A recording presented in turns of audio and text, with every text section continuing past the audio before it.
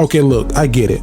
There are so many other podcasts out there talking about some of everything. And to be honest, a lot of other podcasts are shows about a whole lot of nothing. Ain't nobody got time to listen to that. That's why whenever I finish recording our show, I go and listen to the That's Deep podcast. That's Deep is hosted by married couple Chad and Lotus. And when I say nothing is off limits, I mean nothing. That's Deep dives into topics surrounding marriage, parenting, sex, weed, and everything in between. New episodes premiere every Monday, or you can go and listen to them now anywhere podcasts are played. Well, not right now, but after this episode ends, go and check them out. That's Deep, the podcast that Dignified Delinquents listen to. You are now listening to the Dignified Delinquents. Hey, it's just sophisticated ignorance is best. My name is Vanessa, and I ask tough questions. It's your boy Breeze, and I got a story to tell. Yeah, it's your boy Jerry the Great, and you are tuned in to a brand new episode of the Dignified Delinquents show. We in this hole, about to turn up, about to get lit. Don't get your wig split, talking all that bullshit. Who you with, nigga? Tell me who you with, nigga. Breeze in this bitch, tell me who you with, nigga. Allow me to reintroduce myself. My name is Breeze. Hold up, wait a minute, freeze. I can do this shit so easily, and I can do this shit with ease, so please believe I'm the best, I'm a hot, might burn. Jerry over there, Vanessa, you might learn. If she pay your attention and listen to what I'm spitting, I don't think they really get it, but dog, just pay attention, not to mention I'm hot. She know, he know, you know. Oh yeah, don't talk about Bruno. We go so hard, I be ducked in the cut, and they be all here, girl, what you think? What? Hey, here we go again. I'ma do this all day with my cousins. You wanna keep going on? No, you ain't gotta keep flowing. You don't gotta keep flowing, cause I'ma start sewing. And I'ma be knowing. I'ma be growing. Okay? She said she gonna be growing, and she said she gonna be knowing. Breeze in this bitch, and he said he gonna be flowing. What you knowing? Tell me what you knowing. All of my cousins, and you know that you're so growing. Yeah. Ooh, Nessa teacher learning right here, and we burning. Earning all of this paper, middle finger to all the I love haters. How you doing? What are you doing? Big money things, dog, what we pursuing. All in the cut like Leo sperm. Pay attention, dog, and you just might learn. Dog, you just might learn. You just might learn. Vanessa Ness, come on, dog, it's your turn. I said you just might learn. You just might learn. Vanessa Nessa, come on, dog, it's your turn. We about to start this here show. Oh, we already did a lot of rhymes with show flow. Keep it to go. This is our podcast, and I'ma make it last. From my past. That's all I And that was ass. Welcome to a brand new episode of the Dignified Delinquents show, man. If we could stand up, like I'll be y'all like hype person. You know what I'm saying? Like the hype man on stage. Like yeah. You should have seen how crunk you get when I said we don't talk about Bruce. Hey, welcome to the show, man. We had to do that for the people because Breeze was out last week. Welcome back, Breeze. Man, I appreciate it, man. I hope y'all missed this shit. Yeah. Welcome back. How y'all doing, man? Breeze, Ness and Ness in the building. Great. Feel good to be back. Everything is great. Everything is great. That's a big statement for you because you're normally not that you're not in the. I'm sorry. I was trying to set it up. It's okay. Go. You're normally like, I put out some fires. You know, my week was here, but you know, I'm here. Let's do it. Let's get it going. But now you're like, what is that? What's the cause of that change? She got some BB. But she got a little bit of that. You gotta be there. I didn't tell them about this before the show or anything, but I got a new job. Wait, they already know about that. You know what? I'm sorry. What is he doing? She scared me. I don't know. You got a new job. Yes, that's not what I didn't tell. Anyway, I'm gonna just move on. But yeah, and that shit, it's so refreshing to go to work and like want to be there, and everybody on the team is like happy to be to be there, and the boss isn't down your back, and it's just it turns everything around. It made me like realize, even last night we were sitting there at the bar and I was like, I'm so sorry, you got me in like the worst. I think we're just jumping right in, but I think my boyfriend got like the worst version of me, like when we first got together. Oh wow. I was like so emotional, because prior to him I was like really like happy, and you know, life is life and everything is up. But then as soon as we got together, COVID hit. My line sister passed away, and then I accepted that stupid fucking position. Nobody ever be an AD, okay? And I was so stressed out. It was just like bam, bam, bam. But now everything is, you know, settling down. I feel like myself again. Yeah. Welcome back. So we don't know who the hell this is. This is a new version of Vanessa. We don't even know you. You don't even know me. We get to meet you again, and that's good. So I just want to be a little bit more pleasant. Nice. I feel like I was a little gray cloud walking Well, around. sometimes you could have been. Yeah. I wasn't trying. It wasn't on purpose, I promise. And it wasn't never personal to anybody in the room. I'll leave sometimes like, damn, I wonder Vanessa. No, I just used to be stressed the fuck out. Yeah, but now look at you. Glowing, showing, got events coming up. Yeah. You know what I'm saying? Got a sold out event. Yeah. Sold out. Can't get the sold in the eye. You know, and now that everything is kind of already planned, like the only thing I have left to do is go shopping. All the money is raised and everything. But now I'm like, it's time to plan the next one. I lost my ticket.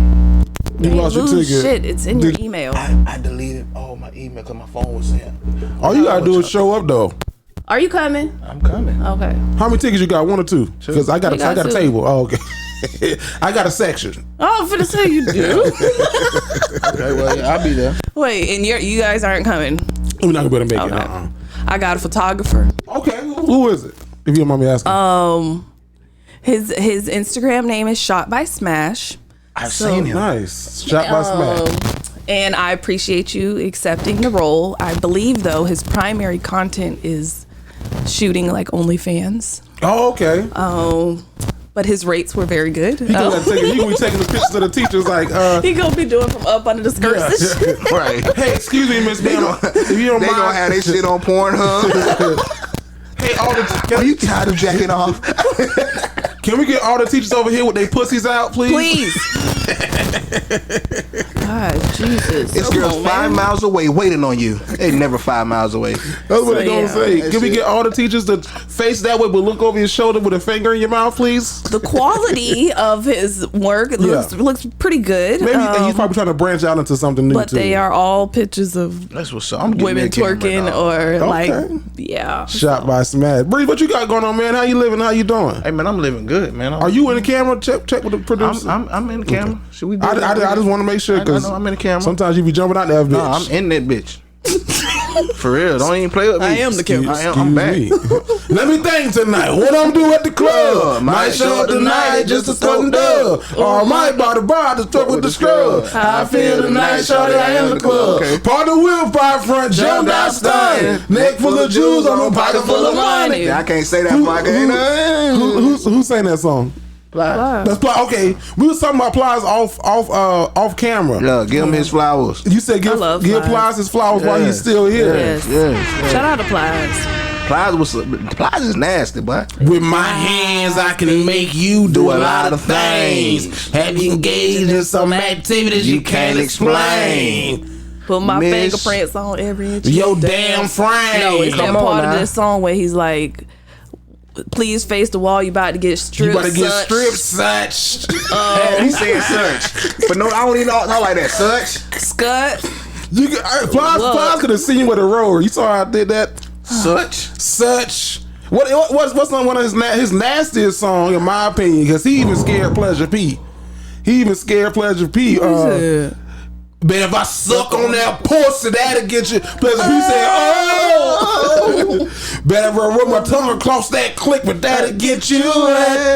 Yeah, we talking about the songs today. We had some nasty songs growing up, dog. We talking about I can't believe they listen to this. Like that Cardi B's wet ass. Which one was that Cardi B one? Some wet. That's a good song, right? I don't care what nobody said. We ain't talking about that, but we had some slob on my knob. Like corn on the cob. Check in with me and do your job. Lay in the bed and give me head. Don't have to ask, don't have to beg. What's the nastiest song?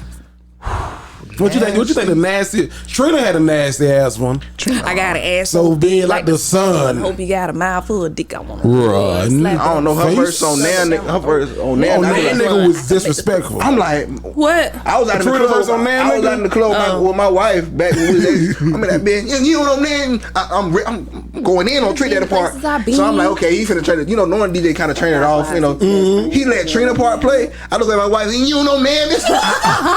Nope. I was mad as fuck. Like, what you talking about? But you know now, nigga. Nope. Nah, but Trina's been nasty. Lil' Kim been nasty forever too, though. Yeah, Lil' Kim, Nicki Minaj. How she make a Sprite can disappear in her mouth? I don't want nothing like that. If you can make a Sprite can disappear in your mouth. She did it on the camera. No, she said she could. Oh, it was in her song. Yeah, she said she could. That's tough. Now, what does y'all nastiness limit go to? Like, because everybody has a limit. They like, okay, I'm gonna go nasty to the edge. Like, what you mean? Like when we whoop the world? Yeah, like because some people go to the edge, some people jump off that cliff. What's the edge? What's the edge though? Like, I don't know. Edge different for everybody. I was gonna say that the edge could differ. The edge could be different from. I know this early in the show. I don't want to do anything with urine. With urine. I don't want to do anything when my knees is in my chest or I'm bent over. Stay away from the exit only. For me. No. Stay away from my exit. Anybody ever went to your exit? No. That's a story for another time. I'm not talking about No, come on. We gotta hear. Come on, you got a story to tell. You breeze. No, that's your thing. Oh my God, that's your thing. I was asking questions at work the other day. They were like, "What are you, the police?" No, just keeping the conversation going. They think you came in from the district. So I was in college. Okay. And I met this older woman. How old? I was probably 19. She was maybe pushing 35. Okay. So I met her in the club. Bourbon Street. Okay. Ooh. Back in the day when Bourbon Street used to be lit every Friday and Saturday. So we had been talking on the phone, texting a little bit, whatever. So we finally linked up. So long story short, we end up back at my dorm. I told my roommate to leave because I had somebody, so he went to somebody else's room. Hold on, she came from New Orleans too. She wasn't in New Orleans. You said Bourbon Street. The club. Well, that's a club. Okay, that's back in the day then. Yeah, okay, it was a club. Yeah, you wasn't. You was still in high school, probably. Probably for sure. Young ass. Yeah. Vanessa, your ass was in high school too. Shut up. So she come back to the dorm. We in there chilling or whatever. So things start happening. She went down. She's gonna give fellatio. Fellatio, there you go. This nigga said filet of fish. No, I said fellatio. You didn't give me a chance to finish. But I was laying down and she grabbed my thigh. So I'm like, what the fuck? So she grabbed my thigh. I'm like, okay, cool. This be Fido. So she grabbed my leg and she threw my legs back like, what you doing? She thought, oh, you ain't ready for that. You ain't ready for no grown woman. I said, hell no. Like, what you trying to do? She was trying to talk silent. Oh, okay. So she was like, oh, you ain't ready for all that. I was like, nah, I ain't ready for all that. So I was like, but I gotta pee. So I jumped out the bed, went in the bathroom. I told my dog, say, come back right now. Oh God. It was and that just ended the session for you? Yeah, I was 19. You're not from what? Why don't you just say I'm not interested in that and keep you were 19. What they said little homicide said to Uncle Clifford. Well, I see that shit all on Twitter. Good thing you ain't say that. I felt like I feel like a whole female. Oh my God, what is this? The way she threw my legs back, I'm like, oh, the legs back. What the fuck is going on here? No, sir. Nah. You gotta warn me. Yeah. You gotta warn me for everything. So she would have warned you, then I would have been like, nah, I'm straight. Let's not. I'm straight. 19, I'm straight. Now I told my teammates, one of my teammates was there, his name was, boy, I would have rolled that whole face. I said, boy, he was old and he was like, boy, I would have sat down. Like, boy, you are disgusting.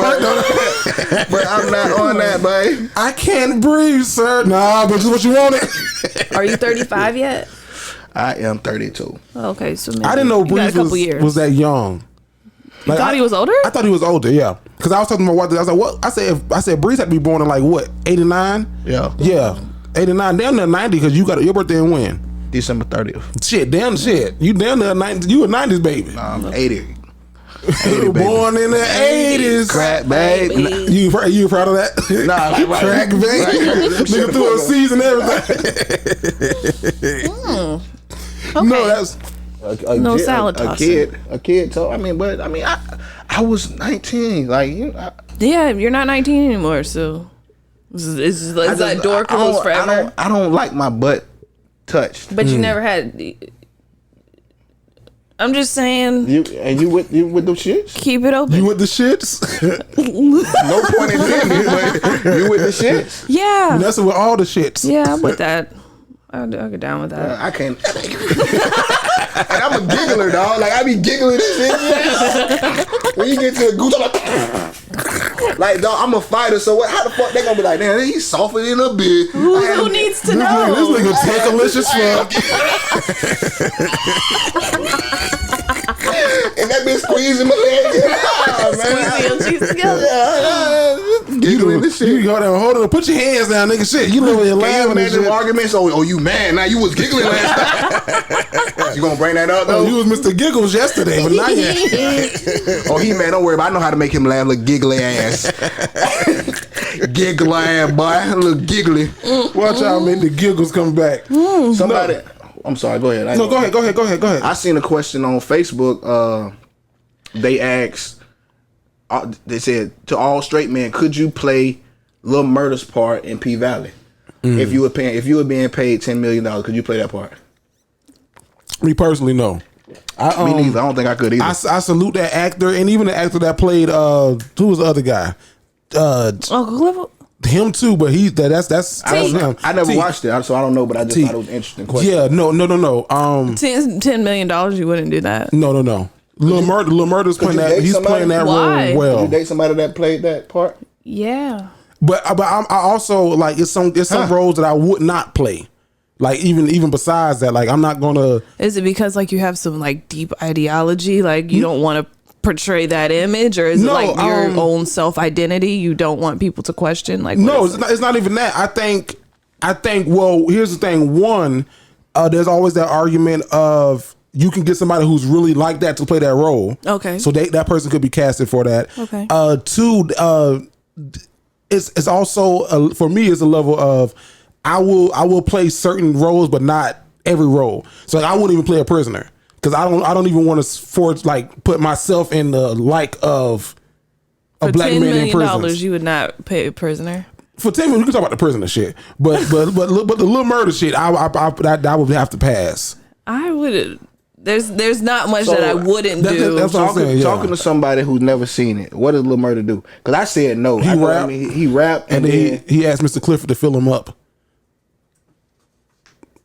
According to Twitter. Fill him up.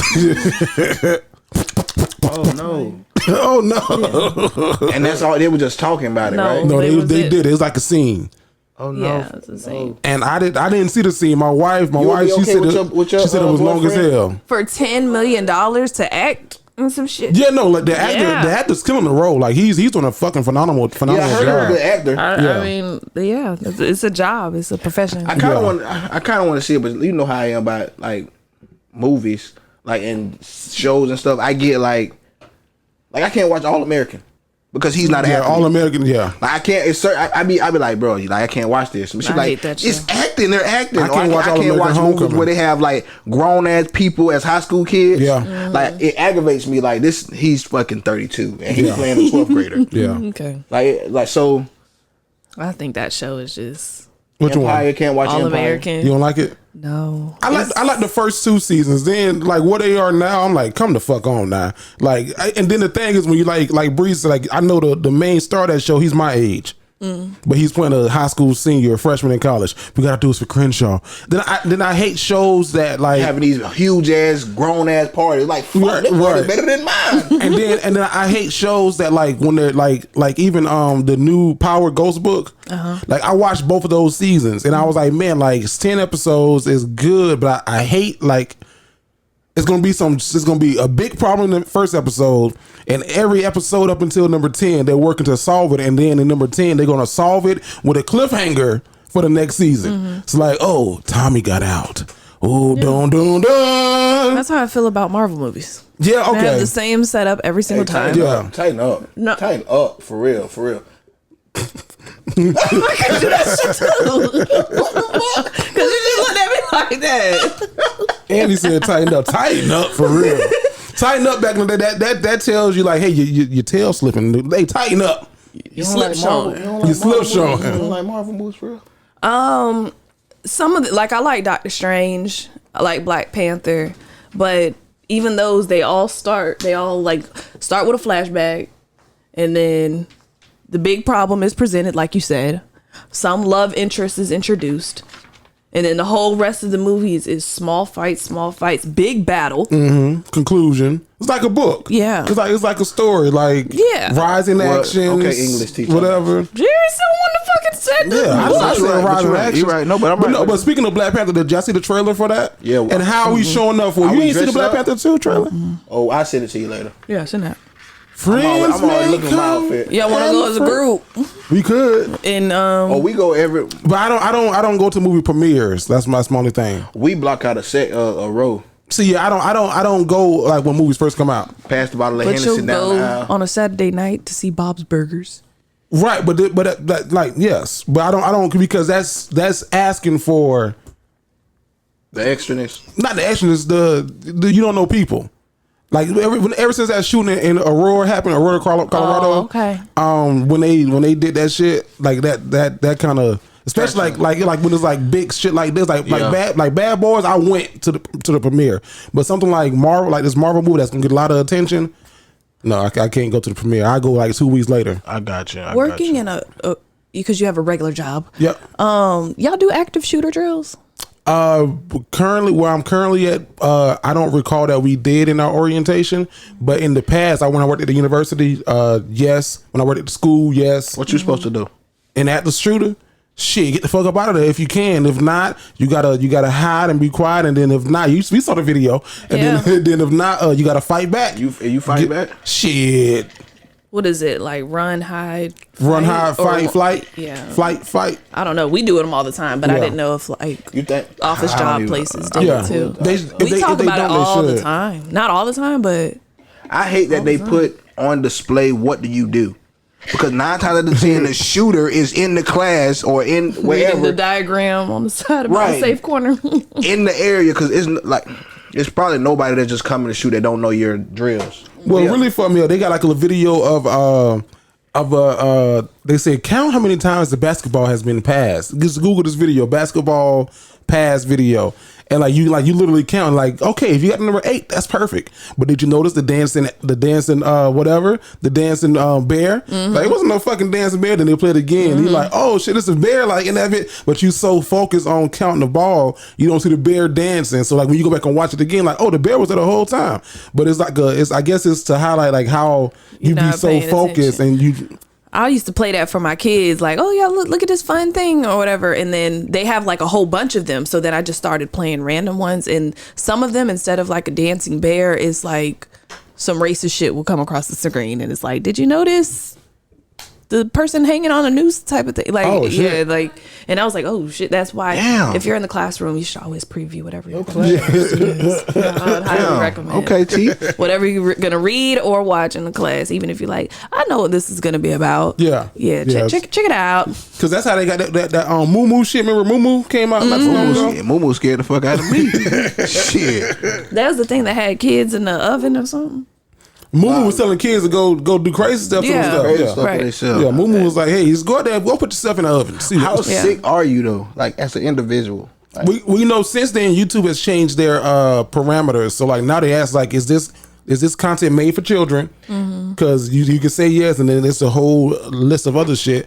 But now if you say that it's not, they still going through and like they analyzing your content. Like we get videos that we come back on, they're like, hey, yeah, this content ain't suitable for advertisers. Like, what the fuck? It's been up for a whole year. Like, yeah, no, we got news for you. It ain't suitable. So I don't know what makes a person want to do some shit like that. They need to goddamn do the same regulation on TikTok. Why can you just post any and everything on TikTok? Man, why is that the free range place? It's not though. It absolutely is. They banned my account. So like stuff, but like there's a trend right now on how to break in and steal Nissans like and shit. There was those challenges with the kids slapping teachers or vandalizing. I wanted that trend.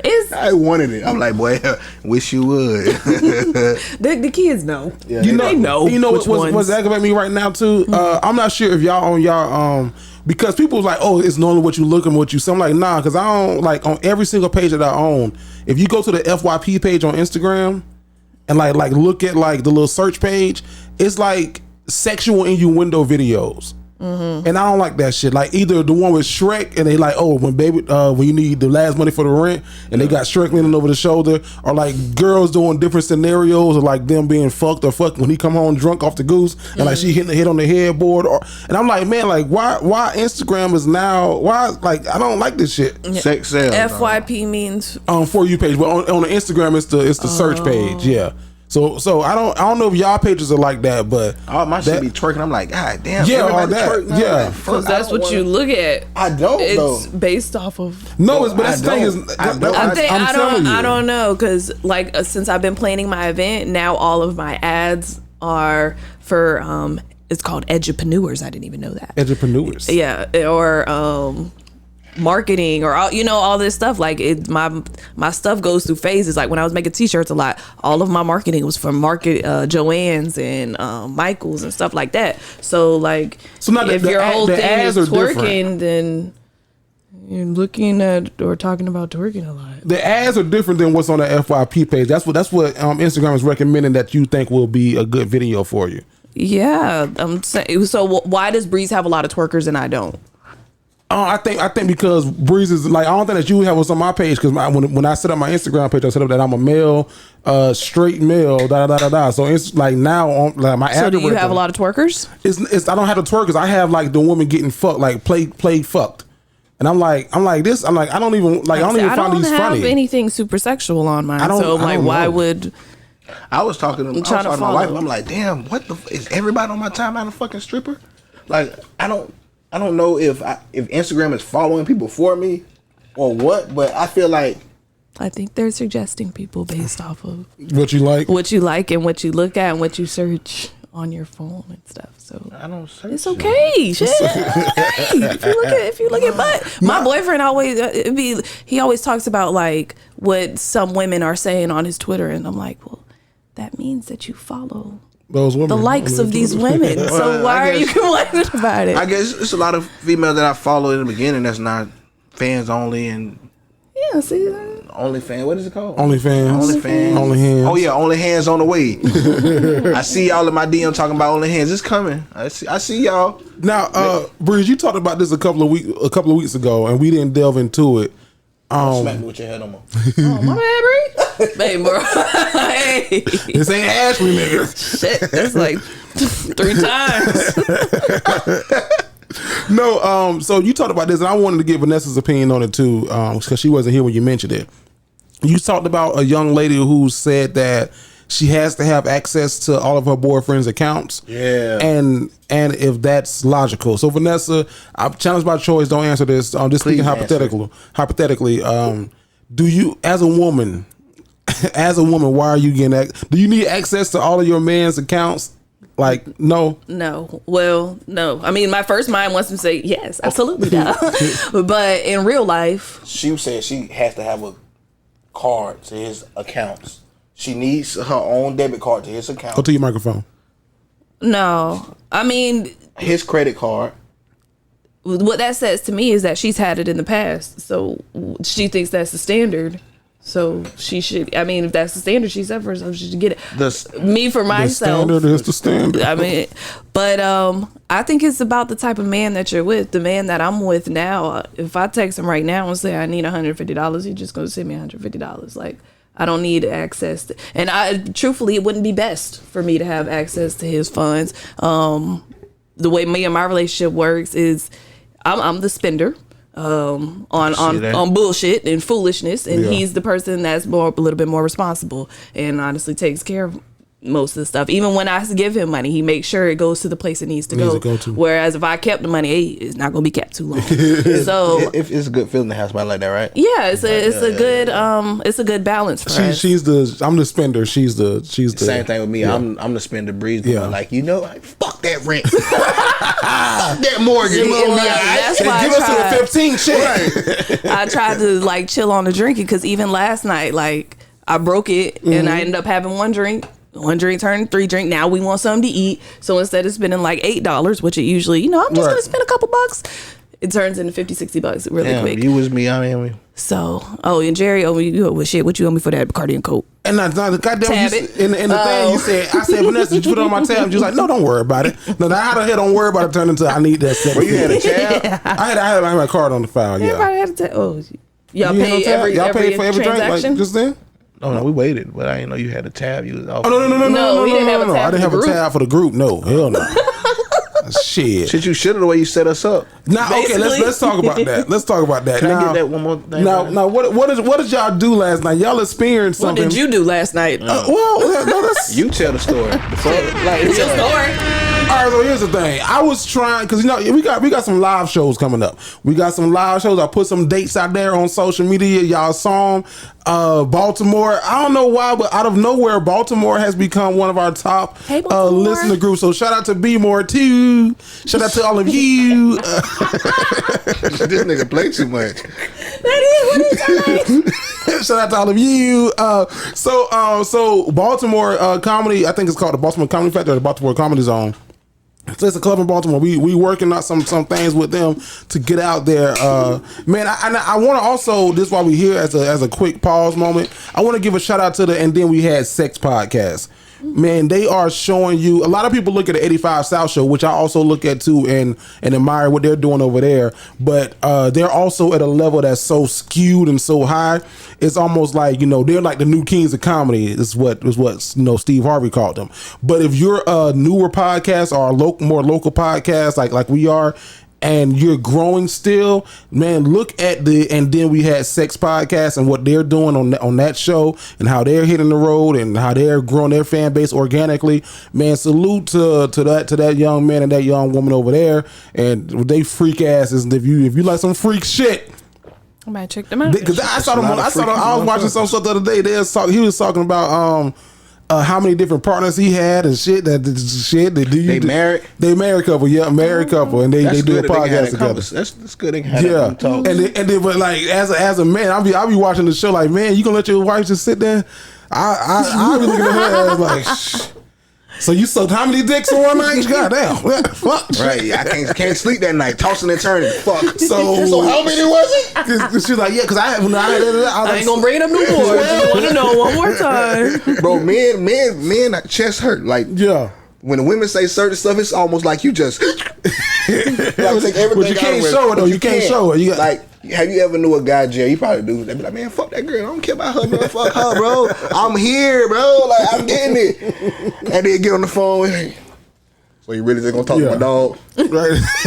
you really have me out here looking stupid. That's how you gonna be doing. That's how you gonna do me, bro. Like they be the baby, and the goddamn person. They get on the phone with them girls. They be fucking Drake. Key Sweat. Yeah. Which one the real one? How he really feel? Like Drake. Okay. Key Sweat. But no, man. Back to y'all though. So y'all got on stage last night, and I'm proud of y'all for doing that. Y'all did an open mic. We didn't have a choice. Y'all did. Y'all could have said no. You know what? While we right there though, I just feel like me myself personally, independently. Yeah, me. I told you when I would be comfortable doing it. I know. And then like you deviated from that, and I feel like you broke my boundary a little bit. Oh, I'm sorry. And I feel like if I would have set you up, you wouldn't have appreciated So here's that. the thing. I didn't think that the guy was gonna put y'all up. You did. No, I want my dad. I feel like I even asked in the chat, I asked on Twitter, and then like I stopped getting responses. I honestly didn't think that the guy was gonna put y'all up. Once she said, Breeze, you on the list. When he was like, we got some people that's comic, that's comedians, and people that's not. I'm like, well, yeah, I'm not going to. Yeah, Breeze, you are. I'm like, fuck. So and that's just me being honest. So I apologize for it's okay, but we did it. We did it. But no, but I didn't. Honestly, because my handwriting is very distinctive. So normally on the sign up sheet, like you can see. So like I wrote like Breeze, smiley face, Vanessa, wink, and I wrote my name like regular, like like I go up if you like. Depends on how nice. Smiley face and winking code and comedy. It's not cold, but like the host knew.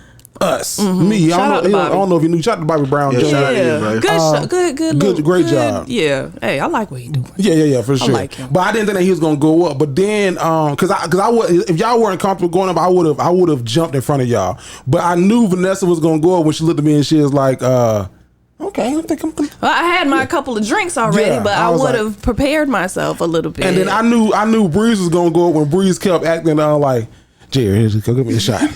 Go give me a shot. I don't know if I want to do this. I don't know. I was like, okay, Breeze wants to do it. He just needs a little massage. Like, you got this. What really got me was my wife. She was like, boy, just go get something to drink. So she got me to drink. She like, you can do this shit. I'm like, damn, babe, you believe in me? But it's on when we get to the house for real. Yeah. Like, you believe in me? But I told my wife, and I think I told Breeze this too. I'm happy it happened like it happened because I would have felt really bad if I would have went before y'all. And then that crowd came out. While y'all were truth. You want to know the truth? What? I was mad that you got the crowd. Really? Right. You worked it. Thank you. But no. I wasn't mad. Yes, I would. I would. I would have wanted it to see. I mean, people was laughing. Yeah. But the crowd was a nice crowd. But with that bigger crowd, when that bigger crowd started coming around, I'm like, yo, like. When I got that same response from a bigger crowd that I got from a smaller crowd. But this is the bullshit that Breeze gives you because I've been talking to Breeze for a week about more so him like I was definitely gonna try to write his name on there. I wasn't, but you was like okay maybe I can. I mean I ain't no bitch, you know what I'm saying? Yeah, I didn't say you was. I didn't say you was. My man there, you know what I'm saying? Why the fuck you get like that? Like man, fuck, ain't no bitch. Nigga. Like, you better put nigga in there. But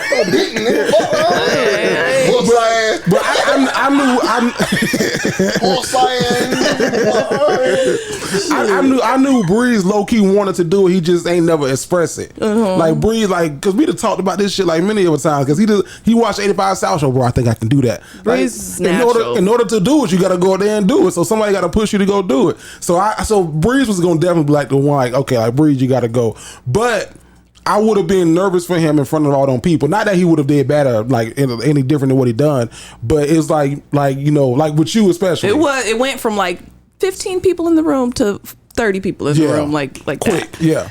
And they were talking like wow. I couldn't have did all that background noise. I would have said, "Hey, get the next person to come and get me in 5 minutes intermission song," because I wouldn't have been able to focus. So, but I'm proud of y'all, man. Y'all did the damn thing. It was good. My wife said she's doing it next week. She gonna do it? Yeah, she said I should have got up She there. can't do it next week because y'all are coming to the event. But the week after that, it's on a Wednesday. Your event on Tuesday. Oh, it's Wednesday. It's Wednesday night. Yeah. Oh, okay. We can run it back. Yeah. Your event is on it. Yeah. But no. So man, shout out to Bobby Brown. Shout out to y'all for doing it. And that just gets y'all ready for these live shows we got coming up. And can I ask a question? Go ahead. Sorry. Can Breeze open the show? No, all right now, no. Not right now, but okay, say he does some more. I mean, he had good crowd interaction. I'm just curious on your thoughts there. If it maybe, but not right now. What's opening the show like for us? Mm-hmm. Yeah. Like Jerry goes on and does in 5 to 10 minutes. So instead of that, maybe you go on. I just gotta get some material because I was like, I started to talk about everybody. Would you be comfortable doing that in the future? If Breeze was the thing about it is, I'm never not comfortable. You know what I'm saying? Like I could get comfortable. Ain't no bit. You know what I'm saying? No bit. Like if I have to do it, I'm gonna do it. And then shit, I done been in the ocean, in the sky. Like, you know what I'm saying? So like I always have jitters with everything, but once I do it, it's like fuck it, I'm here. I might as well make the best of it. Yeah. And then later I'm like, what the fuck did I just do? Was I really in the fucking ocean scuba diving? Yeah. But while I'm down, I'm making the best of it. And I did the same because I went and threw up. Shut up. After? Yeah. Once I left the stage, I went to the bathroom. You a girl. I went and threw it. I was like, fuck, like this motherfucker, like bro, like I really didn't want to do that shit because I wasn't prepared. Like I like to be prepared. I would have wrote some shit down. I would have knock, motherfucker. Who's there, bitch? No, that was good. But why you ask that though? I'm just curious. Okay. Because you do it, and to me, it was natural. For sure. I thought the crowd really fucked with him, so I'm just curious. For sure. No. I think if Breeze gets comfortable on stage. I don't want to do it at all, ever. But remember, you wanted to, though. Open the show?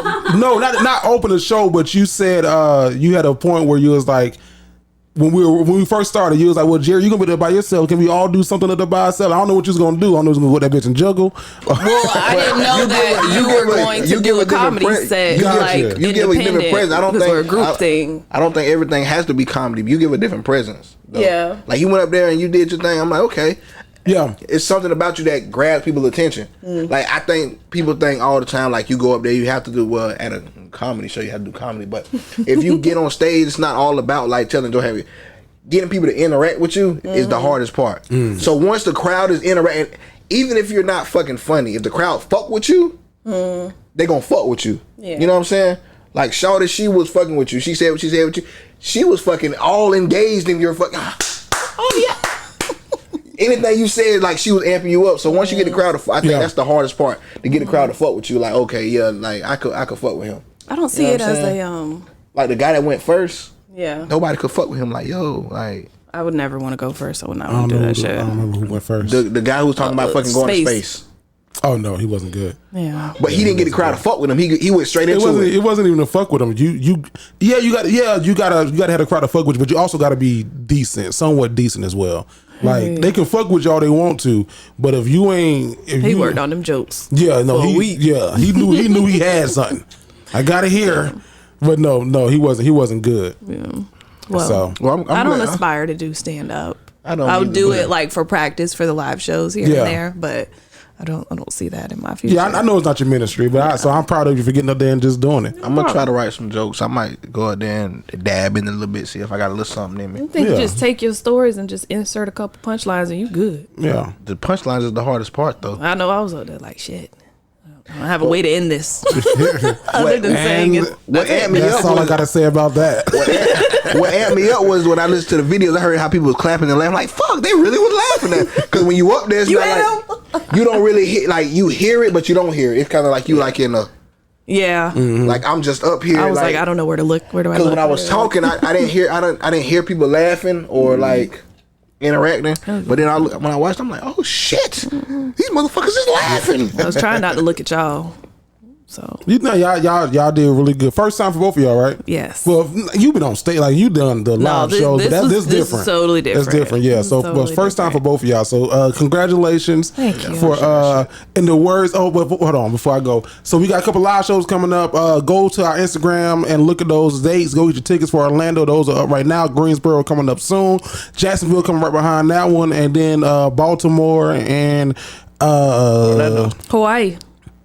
God damn! I love where you're going though. I love the escalation. but maybe 2024. Yeah, shit. You got Orlando. But so I'm happy that y'all experienced the. I was able to break your virginity in the words of Gucci. You definitely did. Of Boosie. Did y'all see Boosie talking about you got to break these females' virginities? Nah, man. Y'all didn't hear what Boosie told his nephew? Please, no. And I know, man, you can do it for the sake of. So how old is Boosie? Boosie is got to be in his 40s. I'm sure. Boosie still living like he's 22. I'm sure. I love you. I love Boosie. Dog, oh my gosh. Hey, get well soon, Lil Duval. Shout out to Lil Duval too, man. Get well soon. So Boosie told his nephew, he was talking to his nephew, and he was saying that you got to break these females' virginities.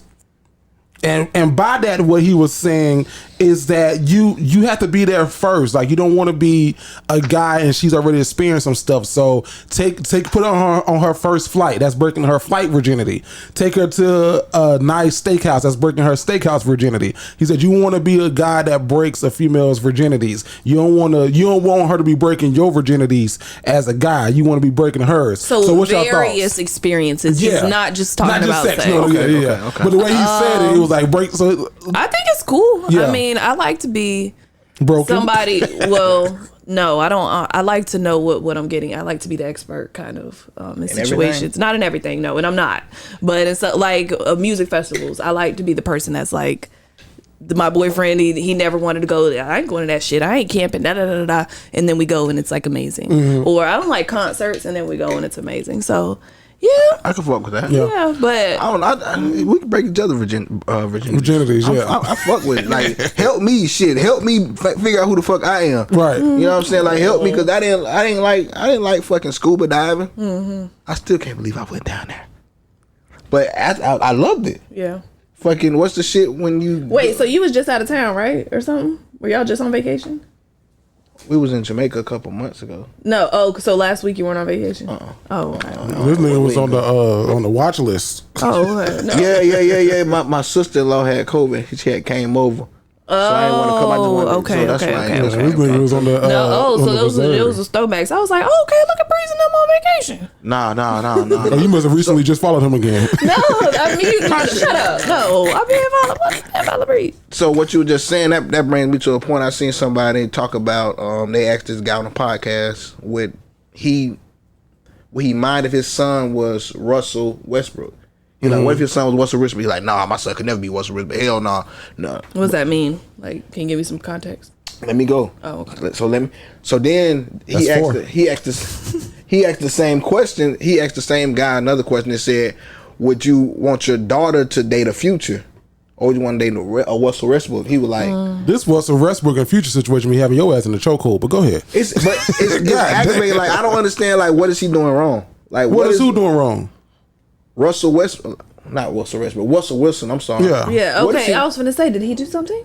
What is he doing wrong? Like, why does so much black men hate Russell Wilson so much? I don't know. You answer that one. You answer. Boosie and what he got. Shit, I don't know. The narratives that he put. Yeah, I don't shit because I know because I don't know. I'm asking you. I'm thinking you know. No shit. We just had a whole conversation about this shit. I was about to say this shit got your ass in the chokehold. No, I just thought it was crazy that somebody would say they don't want their son to be like goddamn Russell Wilson, but don't want their daughter to date a Future.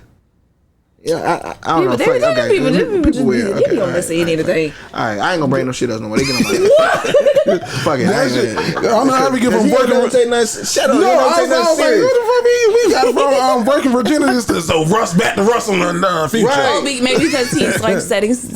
No, I don't know. But you asked a question to my wife before the show about y'all talking about the Steve Harvey book, I believe. Act Like a Lady, Think Like a Man, the 90-day rule. And you was like, why do people listen to what you say? Why do people listen to Steve Harvey and take advice from Steve Harvey? Yeah, ain't he been married like 6 times, 3 times? 3, but does that disqualify him from giving advice? I don't think it disqualify him, but shit. Maybe like hurts the validity of he just such acts advice. like he's just been he give this advice about making stuff work and this. So what happened with the past 2 relationships? Yeah, like you giving all this advice about the perfect relationship. I'm just gonna play advocate. But you left him. I'm gonna play advocate. Did you marry the first woman you was with, or did y'all stay together? No, but I also haven't been married three times. Yeah, that's a different point. You're making a different point. Are you with the same person that you thought you was gonna spend the rest of your life with? The first person they thought you were gonna spend the rest of your life with? No, but I'm with the person I'm gonna spend the rest of my life with. Right. When I get married, when I get married 2 more times, when I'm not. But if I was to get married 2 more times, I feel like it's kind of like shit. I need advice from other people. Shit, what the fuck? But don't life give you that though? Like as you get older and experience more, I think taking advice from a 20, like taking advice from me about marriage. I'm 20 something. I can tell you what works for me, but a 60-year-old man or a 50-year-old man gonna trump me every time. Same with you. I think he's gonna trump you too. Yeah, but fucking being rich also helps. Helps what? His fucking Because I know Bill Gates was the richest man in the world. He couldn't keep that pussy in the house. Well, let's just there was let's like just a say 60-something-year-old famous woman that's been married 3 times that a large part of their influence was giving out advice. I would not take that woman's advice on relationships. Why does the number of marriages matter? Say the type of advice being given out is about, like Bree said, making perseverance and making things work. But we don't know why them first 2 didn't work out though. We don't. Yeah. I'm just I wouldn't take it that much advice from somebody that's been married multiple times. I wouldn't take advice from somebody that has never been married. Like you don't have a great example. And I'm not saying I'm not saying that he's a horrible guy, horrible husband, whatever. Nice comedian, great host. I'm just saying, like, he be giving all this expert advice on how to keep your woman happy and all this and all of that, how to keep your girl or whatever. But so would you listen to his advice on like hosting, stand up, or financial? Yes. But this is also a man who went bankrupt twice. Well, why would you listen to his financial advice and he went bankrupt twice, but not his marriage advice, although he had 2 divorces? Now that you say that he's been bankrupt twice, no. The fuck? I didn't know that. Now that you put it that way. Now that you put it that way, I didn't know he went bankrupt twice. But no, but I mean, I don't know. But I think it's interesting. I think what I said if on this Twitter, marriage doesn't work, if this marriage doesn't work, then what? Then what? Like what do we say? It didn't work. So it's okay to get another wife. Take his advice. For sure. I think so. Learn from your mistakes. Yeah, I can do with the number of wives that you had. Yeah, I think as long as a person is honest, because I don't know if you follow Steve. Some people Can't learn from your mistakes in a marriage. Like while you're in it, I'm sure you can, but a marriage is also 2 people. You got to be willing to not only you do the work, but the other person has to be willing to do the work as well. But I was saying this on Twitter the other day. I said that there's some people in the world who wants people to listen to them, and then there's other people who wants people to who people want to listen to. And Steve Harvey has put himself in a position to where he's one of those people that people want to listen to. So, you know what I mean? He just found his niche. Like, hey, if they're gonna listen to it, boom, here we go. I got a Strawberry Letter. They gonna take this advice, and why not make it a book? Him and Shirley Strawberry worked on that book together. And she was married, got divorced because her husband was abusive and XYZ, and got remarried and been with her husband since. I would love to know what happened in those other marriages. Go look it up. It's public. Yeah, it's public. He's definitely talked about it. And the only reason I know that because I'm a Steve Harvey fan. Yeah, I mean, nothing against Steve Harvey. I'm just saying, like, what, Vanessa? Shit, he could use some advice. Your bias is oozing. I'm literally go. If you go look up what happened with Steve and Mary Harvey, that was his second wife, and then his first wife, he come on record and said that he was young, poor, broke, and out here in these streets. So he's went on record and said that. So yeah, I'm just in my time knowing you, when you like somebody or you're a fan of something, you go hard for it, and there's not much wavering. Yeah. And when you don't like something, same thing. Like you are okay. All right. I'm not mad in at one that. direction or the other. I'm not mad at that. Yeah. Married one time and give shitty advice. Facts. Yeah, that's true. Yeah. Because like, for example, like D.L. Hughley has been married to his wife LaDonna for the longest. They've been married since they were like in their early 20s. But D.L. has not come on record and it's like, hey, I've been a shitty husband to my wife. I had an outside child. I was on the road. I was cheating on my wife. Now we're, in this place, but now they're in this place. They persevered. Yeah, so I might take that advice. I think but DL is 60 now, also like touching 60. So he's like, now at 60, I'd have figured out like my girl is for me and for what I'm for. But these other 59 years, I was like, this bitch roaming. You heard Steve Harvey advice like, why the fuck, damn, this nigga. As a man, I'm like, this some bullshit. Right. Maybe that's what I'm seeing from as a man. I'm like, yo, like, you know what I'm saying? Like, come on, it's almost like I'm wanting him to be like keep it real, Steve. Like stay like, you know what I'm saying? To me, like don't try to feed them this bullshit. Just keep it real. It's like if somebody can't keep a job, I'm not gonna ask them advice about their work ethic or how to work. I don't. So I saw that you had 17 jobs. How did you? I asked you how to leave. How did you leave? I can ask you how to leave and how to get on because apparently you know how to rock an interview. That I will ask you. But as far well, he love this one. They real bad. Oh, this one. Yeah, I can tell how she be walking around that corner. Margie come around that bitch walking with that little. Got the cigar in his mouth. He be fresh as fuck. What's going on, girl? What we working on? Yeah, so I mean, it is what it is, though. Some people take. I just see it as like, okay, Uncle Steve. Like, all right, I got you. Like, you know what I'm saying. I think that you are 1,000% right in your belief. Like, who do you go to for counsel? If you don't mind me asking. My dad. Your dad? Yeah. And your dad's been married to your mom for 31 years. 31 years. That's a great person to go to for counsel. Vanessa, who do you go to for counsel?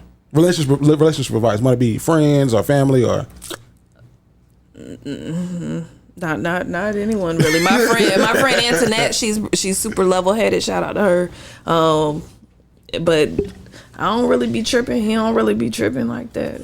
I'm telling you, and I don't know if that's a good thing or a bad thing, but we ain't too Y'all much, just comfortable. Ain't too much going on over there. It's just so easy going. You believe in counseling? I will go. Yeah. I would go. Counseling helped us. The only thing, because it makes me, sometimes I'm like, shit, I think everything real cool. And he seemed like he think everything real cool, but do he think everything real cool for real? Like, sometimes I be wanting to tweet stuff, and then I be like, well, hold on. Bro, you just told the whole, like, little attitude that you can get. Like, that shit, that little shit can turn to big shit. Yeah. The fucking garbage We do little can, check-ins all the time. The little garbage can shit. Oh, yeah. No, Like- I snapped real quick, and then I said, I'm so sorry, baby. He's like, I know you had to get that off of you, because you did tell me. See, Because I hate are you a snapper? Like, you snap right now? after like the fifth time we've talked about, so you guys, first of all, the man should always take out the trash. I'm gonna start there. I'm not mad at that. Gender role community don't come from me, but I believe in that. And then, so what my boyfriend does though, instead of putting the bag in the trash can the way it should go, he just drapes it over the trash can every once in a while. So then I'll go throw something in the trash, and then that's like, fuck, because like I didn't know, and it drives me insane. You get on my nerves. And then, so we now have this thing where it's like, baby, I just want to tell you something. I don't like when you fill in the blank. So y'all do that thing every once in a while. where she, like, if something's bothering you and it's boiling over, because they say you shouldn't let stuff boil. And that's what my wife does. That pinned up aggression. She used to let stuff boil over. And when it boils over, it's hot fire. God damn, bro, you don't see. When it boils over, it's hot.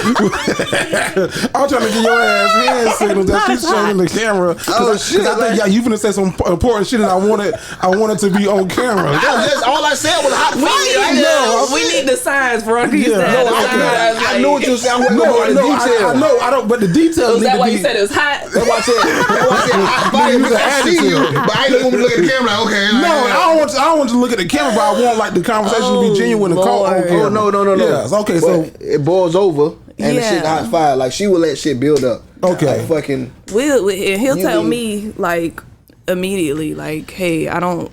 And it's not too many things, but every once in a while, like, hey, I really don't like it whenever you leave hair in the sink. And then I'll apologize, and then try not to leave hair in the sink. That's it. I was talking to one of my friends. He's also recently married too, and we had went and got some cigars. Shout out to my guy, and we were talking. Your guy who?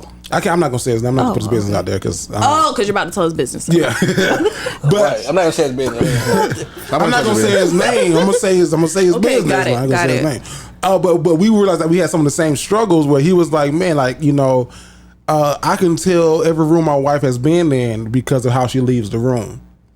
And I said, same somewhat to a sense. Like, I can tell, like, my wife has been here because this drawer is open, this thing is open, and like I can tell like how she got rid. Like, okay, she went to the closet first because the closet light is still on, and we were talking, and we were like, man, he was like, that shit frustrates me so much, and I said it frustrates me as well. I said, but now I'm trying to realize, like, but instead of getting frustrated, like, yeah, you can tell the person, and hopefully they change it. But instead of getting frustrated, what is the energy in just cutting that light off and just closing that cabinet? See, that's me. I just fucking cut the light off.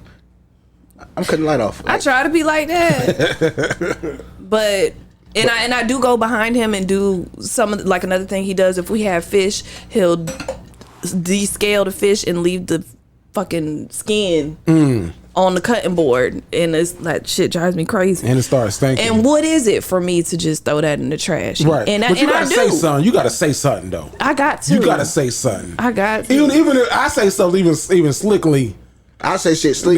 No, Damn, Nemo was on the counter. If she get mad with me, I say direct. something slick. I say something slick. If No. she get mad, like, oh, we gonna talk about you let the fucking light on in, but you talking about the fucking toilet seat. No, that's why you got to tell them right then and there. And I think the other person should adjust. I don't know.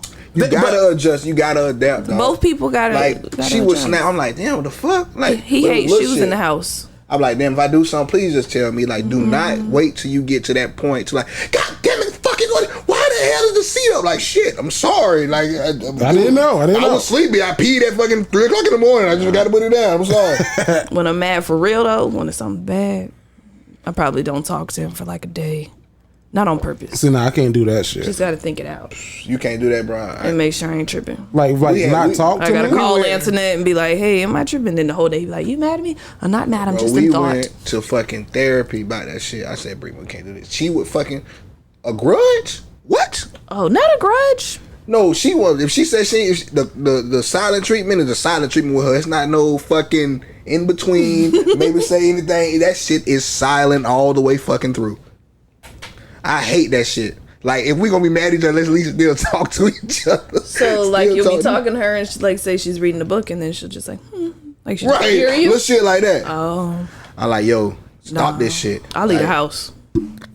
You leave the house, and I go to my daddy's house for a little bit, or go to the bar, or go out to eat, or go anywhere to the movies. That's why I say, like, young couples that's like together and want to be together. I say counseling. Go to counseling. Go to counseling, because a lot of stuff in counseling that I didn't even know about her that she expressed in counseling. I'm like, damn, that makes sense on why this, and this. Mm-hmm. And it was things I was telling her. She like, yo, that makes sense why this, and this. Like, how does the you talk about it on your show start? too? You talked about it on y'all show. Get Smitty with it. Yeah. So how's the session start out? They starts out and let's get to know you. Hey, so what's going on? What do you think? Well, what do you think? And it's kind of like, well, what do you think? It's something about them goddamn counselors, them therapists that just get you to talk. I mean, that bitch teary-eyed. My counselor wasn't that good then, because that bitch couldn't get me to say shit. That lady, really? The lady we had, I'm like, yo. So me and by the end of the day, me and Bree like this, like, I'm so fucking sorry. I never knew. Well, Bree's also probably very emotional too. Like, although not.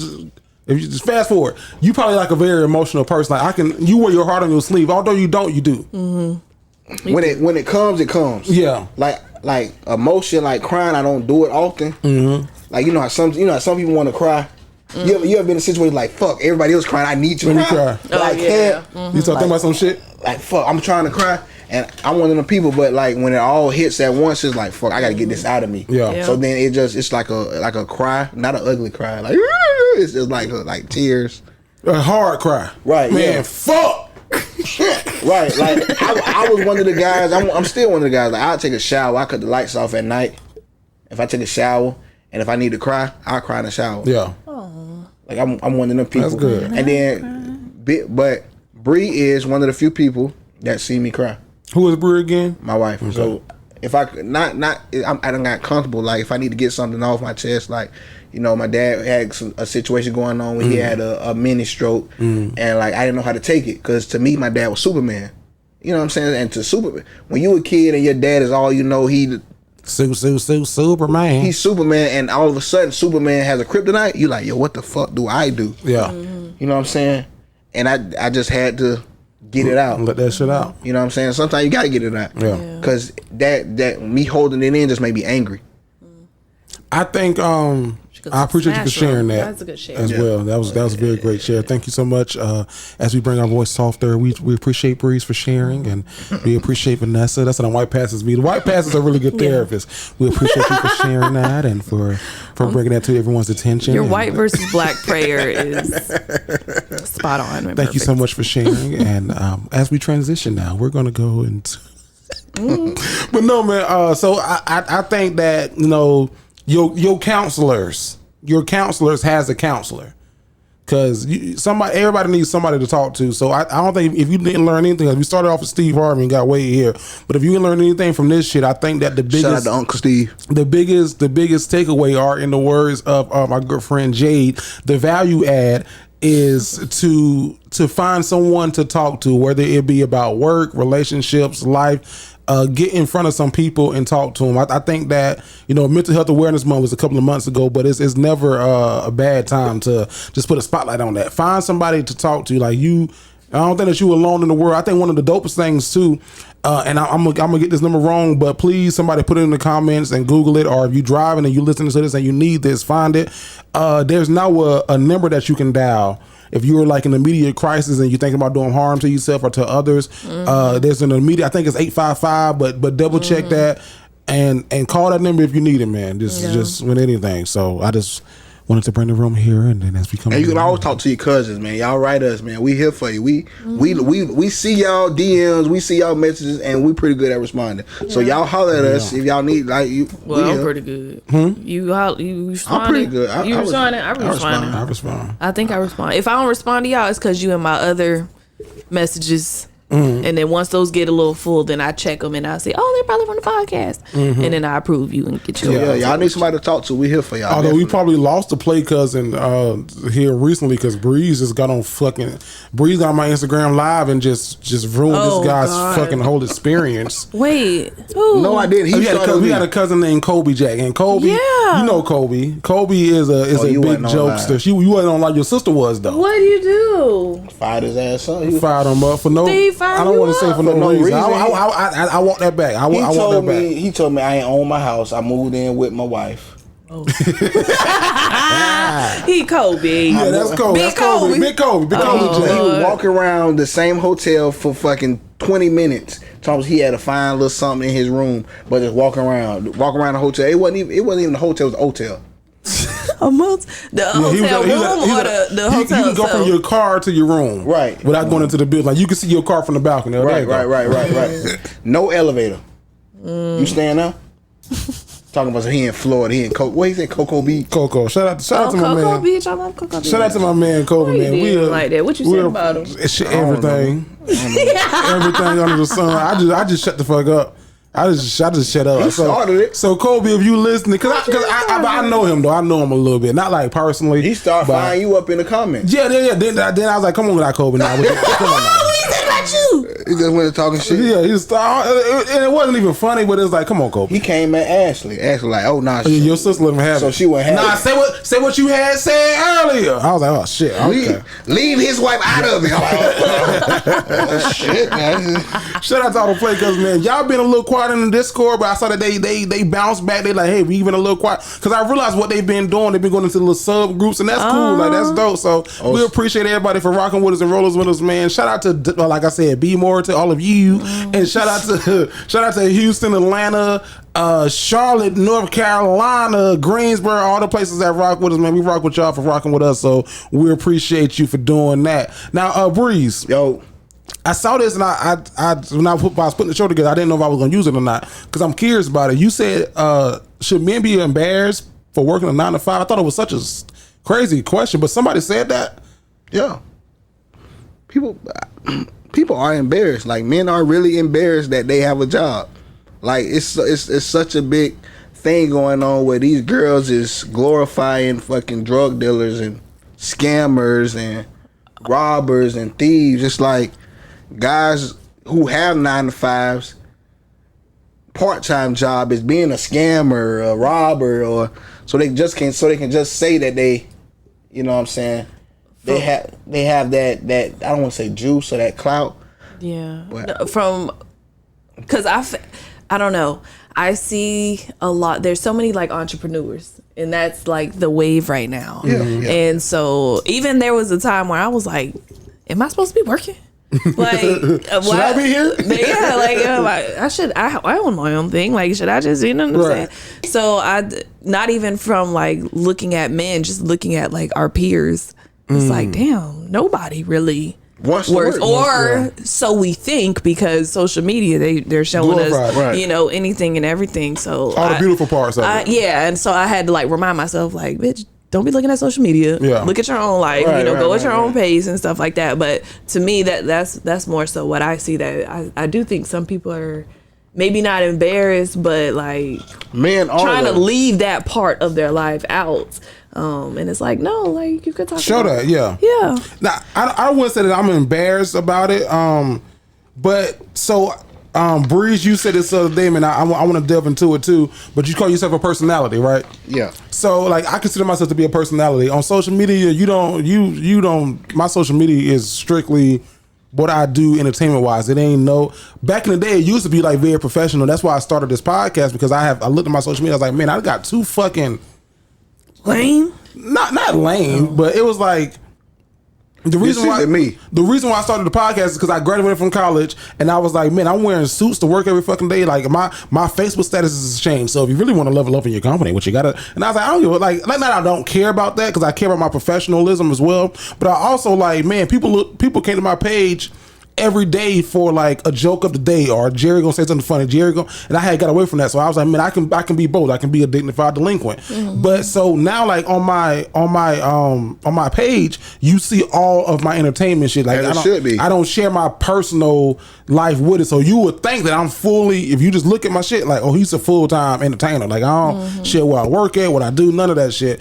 But it's not that I'm embarrassed about what I do that affords me the life that I live. It's just that, you know, I have to play into one of my personas. Mm-hmm. So that social media shit is a game, like we was talking about last week. Used to be embarrassed about. Well, hold on, come back. What you said, and then I'm gonna go to you. Oh no, like we were talking about last week about like how social media is a game. It is to some people it's more it's a tool. You know what I'm saying? It used to be, yes, for one purpose, but and people got to realize like it's all about evolving. Like yes, it's a little bit annoying that social media has been taken over by influencers and you know, it is a game now, but unfortunately that's just what it is. Yeah. Okay? So just get it with it or keep do the old school style, whatever you want to fucking do. Yeah. Now you used to be embarrassed about what? I don't maybe embarrassed is not the right word, but I'm gonna use it. Like as a young guy from the hood, known for fighting. You know what I'm saying? So when I got in the school system, it was like you talk to people like, "What do you do for?" Like, "Oh yeah." You kind of didn't really. It was like, damn, like I wore like a badge of honor. Like everybody's like, and I'm not necessarily like from the hood, but from around the way, everybody's like, "Oh, Vanessa's a teacher now." Like I felt really cool, like being that person that I didn't made it like, out. Like, dang, Bree, you like you a teacher, but like you was that dude, you know. And then thank you. Really, grown people made it seem like you. I feel like that makes you more that dude. But I'm saying again, like younger. Yeah. Younger. Once I got older, I'm like, yo, like the people I thought that didn't think it was cool, they was like, "Oh yeah, bro, that's what's up. You helping kids out." But like me being like, "Nah, bro, you know what it is." Not really telling them what I do, shying away from the question. But I got older, I'm like, yo, like, bro, like, you know what I'm saying? Like, I'm really doing something to help. You got a stable career, benefits, making decent money. I'm looking at these guys in the same situation I left them in, or saying, I'm like, oh well, I'm doing what I need to do. You know what I'm saying? Maybe I should not be embarrassed. A little late after that, but if I was a young me was kind of like, yo, because you know I was a fighter. But you also had I don't want to say an image to protect, but an image to uphold too, right? Yeah. You had an image like you were the promoter, the cool guy, the street guy, the dude. You know what I saw the other day? I saw Charlamagne is trying to drop his name, Charlamagne the God, and go by his name, Leonard McKinley, whatever his last name is. And he was saying this because, you know, when he created the persona of Charlamagne the God when he was a younger guy, and it was almost like his protection. Right, I'm Breeze. But going through therapy and talking to his therapist, he's like, no, like I don't need to hide behind Charlamagne the God anymore. I can be Leonard and who Leonard is to his full self. Right. So is he rich as fuck now? I don't think that has. I think therapy has a lot to do with that. I think that he's rich as fuck now. Like you don't give a fuck. You don't give a fuck about none of what you got to say. No, because that's like saying Lil Wayne could be like, yeah, I'm gonna be Dwayne now. Like he can. He can. No, he could. But I think that's a different point when you openly say like, no, like these rappers do that shit all the time. Fucking Puff Daddy was Puff Daddy. Well, he changed his name every day. Now he Love. Yeah. But like Bow Wow came, but he can. But his name is Love now. That's what he wanted him to call him. Like Lil Bow Wow is what you know. Lil Bow Wow, Shad Moss. But if you watch the Charlamagne the guy interview, what he was saying that, and I was like, man, I said it makes sense. So it made me question. I was like, am I hiding behind Jerry the Great? And I was like, no, I'm not. Like I'm not hiding behind Jerry. I feel like I don't feel like I'm hiding behind Breeze, but Breeze definitely was the one. Like when my brother came to high school, people know that's Breeze brother. Like, yeah, bro, I'm telling you, fight him, Breeze coming for you. Yeah. Like even my teachers, the deans, whatever, they knew Breeze. They would say my real name, but they knew everybody called me Breeze. Like, oh, Breeze gonna fight. If you fight, then we're gonna suspend you. Well, it's gonna happen. Send me home now. That's what I'm saying. Like it's gonna even. That's how the police. Not that you were a troubled kid, but that's how the police be. His name is Leonard Smith, but on the streets they call him Breeze. You know what I'm saying? It was that, and I don't want to say you hide behind it, but you take pride in it. Take pride in it for sure. Like ain't nobody fucking tell your little brother, man, you good, man. Everybody fucking with they know. Right. They know you my little brother. Or they know you my girlfriend. Yeah. You know what I'm saying? You the girl, and I hate that you say hide behind it, but I guess that's kind of what not it me. is. Charlamagne said that he was hiding behind it. I don't think that I hide behind Jerry the Great. I think that Jerry the Great is me. Like it's a different persona because if you catch me out on a regular Tuesday, I am Jerry L. Fennell. You catch me on stage behind this microphone on Instagram Live, I got to be Jerry the Great. And it's two different people. Like, I couldn't be Jerry the Great all the time. I'm very comfortable being Jerry L. I am very comfortable with who I am and what I am for about 80% of my life. That other 20%, that's when Jerry the Great comes out. So like when that young lady saw me at Target, she was like, "Hey, I like your podcast." I had to flip really quick to Jerry the Great. Oh, thank you, sweetheart. I appreciate that. Oh, thank you so much. How you doing, love? Yeah. But shit, I was walking around Target as Jerry L. Like I don't, you know what I mean? Dang, so you tap into a Bougie as persona. fuck. I feel like I'm like the same. But that's good though. 9% of the time, yes. Which goes to my point. I don't think I'm the stand-up comedian in the group. I think that's definitely you guys is. It's good. This is like the stretch of my being an entertainer. Yeah, is being here. Now Breeze called himself a personality. I asked you this a while ago. Like, do you consider yourself to be a personality? No, my answer's still the same. No, so why? My family, if you ask them, you a star. They think, oh yeah, we cut up in superstars. Some other people, yeah, they because of this, and I maybe it's because of other things I do too. I don't know, but yeah, they think that. Yeah, you couldn't tell them we not in a big ass studio right now, and. Yeah. What makes you a personality, Breeze? I don't know. I always felt like a personality. The way people gravitate to me. It's kind of like anything I do. I don't want to say people follow me, but I can get people to do it too. If that makes sense. No, you have leader mannerisms. Maybe let's go. Okay, leader. Yeah. But I feel like I could like Bree tell me all the time like you post this status and fucking 65 people comment or it's a stupid status. So like not even funny. Now how much of that do you feel like the pressure to live up to? You know what I mean? Now I don't even want to say now, just in general. Now I really don't give a fuck. Okay. Like now it's just like okay, like it is what it is because I'm coming to realize it's the people that you know or knew aren't the people that's fucking supporting you. For you and for what you're for, yeah. Right. So it's the people that's just coming on like, oh, I love his vibe. I love what he do. I love this. I love this. I love the energy he brings. All the people that's supporting you. Mm-hmm. It used to be all like I gotta make sure the people that fuck with me, people I grew up with, they loving this shit. They watching this shit. Now it's like if you fuck with me, you watch it. You don't. You listen. You don't. Yeah. Yeah. Because the people, bro, it's the people, the cousins that fucking listen to us, that fucking send shout outs and fucking on the tag Zoom. me on the Zooms, in the lives, liking the pictures, telling other people he lost his TikTok, y'all follow this TikTok. Those are the people like, okay, you know what I'm saying? Yeah. They fuck with me. They Fuck really the rest of these people. like everybody, Fuck the rest. the rest of the people gonna pull it like, ooh, that was put it on the shirt. Half of make a shirt just I like said That make was- a cousin shirt. That was I can't use that because that was my cousin Danica. That was her class slogan. It got denied, but she wanted her class slogan to be "Fuck the rest." Class of 2011 is the best. I mean, that's a good one. I wonder why they denied it. Wonder why? But those are people because the people that you knew or whatever, they gonna be, oh yeah, bro. Remember we was fucking 5 years old and Yeah. You know, ain't help do nothing to get in there, but they gonna want all the benefits. So Yeah. I'm curious, like if this continues to grow and grow and grow, it's definitely growing. as And will growing fast. people that did not support. Like I'm just curious to see who will come back around. You know what? And to your point, Kevin Hart was on the Pivot podcast. And they were talking about the people that's around Kevin Hart. And one of the things Kevin Hart said was that, you know, when you get a lot of money, it can be lonely if you're by yourself. He is like, but the people that y'all see around me, they're not paid friends. They're people who've earned their place here around me. He's like, so like they probably can't afford some of the things that I can afford, so I pay for them. They can't just jump up and fly to Italy. I'll take that tax because I can afford it, and you earned this as a person in my life. Do you have anybody in your life? Bitch, I'm keeping count right now, especially with this event.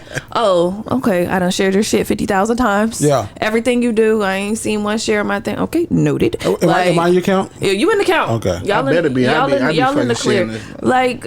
I felt about this like with Bruno. Like once you like my people, like you my people, and I would do anything for you, or with you, almost whatever. anything. Yeah, so not everything, but almost anything. But no, I'm definitely like paying attention. It's like I was already paying attention with this, but then I'm like, well, people know me already, so maybe they don't want to watch necessarily because they already know what to expect from me, and or so they think. But it's with this event, like it's my baby. I'm like, people be hating. Oh, I'm paying the fuck attention right now. One of the things I saw somebody because you know the Mega Millions, by the time this come out, hopefully I don't won that bitch on Saturday, but if not, that's when I made my list. I wrote that bitch down. Yeah, if not, here you go. But I was listening to D.L. Hughley. He was talking about what he would do if he won that money, and he was like he'll bring all his friends and families that's close to him together, and he will have them sign paperwork that says I'm going to give you each a disclosed amount of money, and the only stipulation is that you can't ask me for nothing else. He is like, and then like he said what he would invest in, but would it been up to 1.4 billion? You know what I thought about today, and I got to look. I got. You only gonna get $3 million though. 300 million. You gonna get more than that. No, you're not. Now when they take the initial taxes out. Yeah, I get what you're saying, but after they take the taxes out, you're gonna be at about 700, 600, 700. Yeah, because when it was at 500 million, you was gonna be at 300. So my question is, because I know I asked this question already in the past, but now that it's up to some in the billions, 1.1 billion, 1.3 billion, that never scared me a little bit because I was like, ooh, that changes your life. That not only does it change your life, but it changes like you can't just walk outside by yourself no more. What would y'all do? Like would you what would you go? I'm traveling. I'm getting the nicest. Maybe.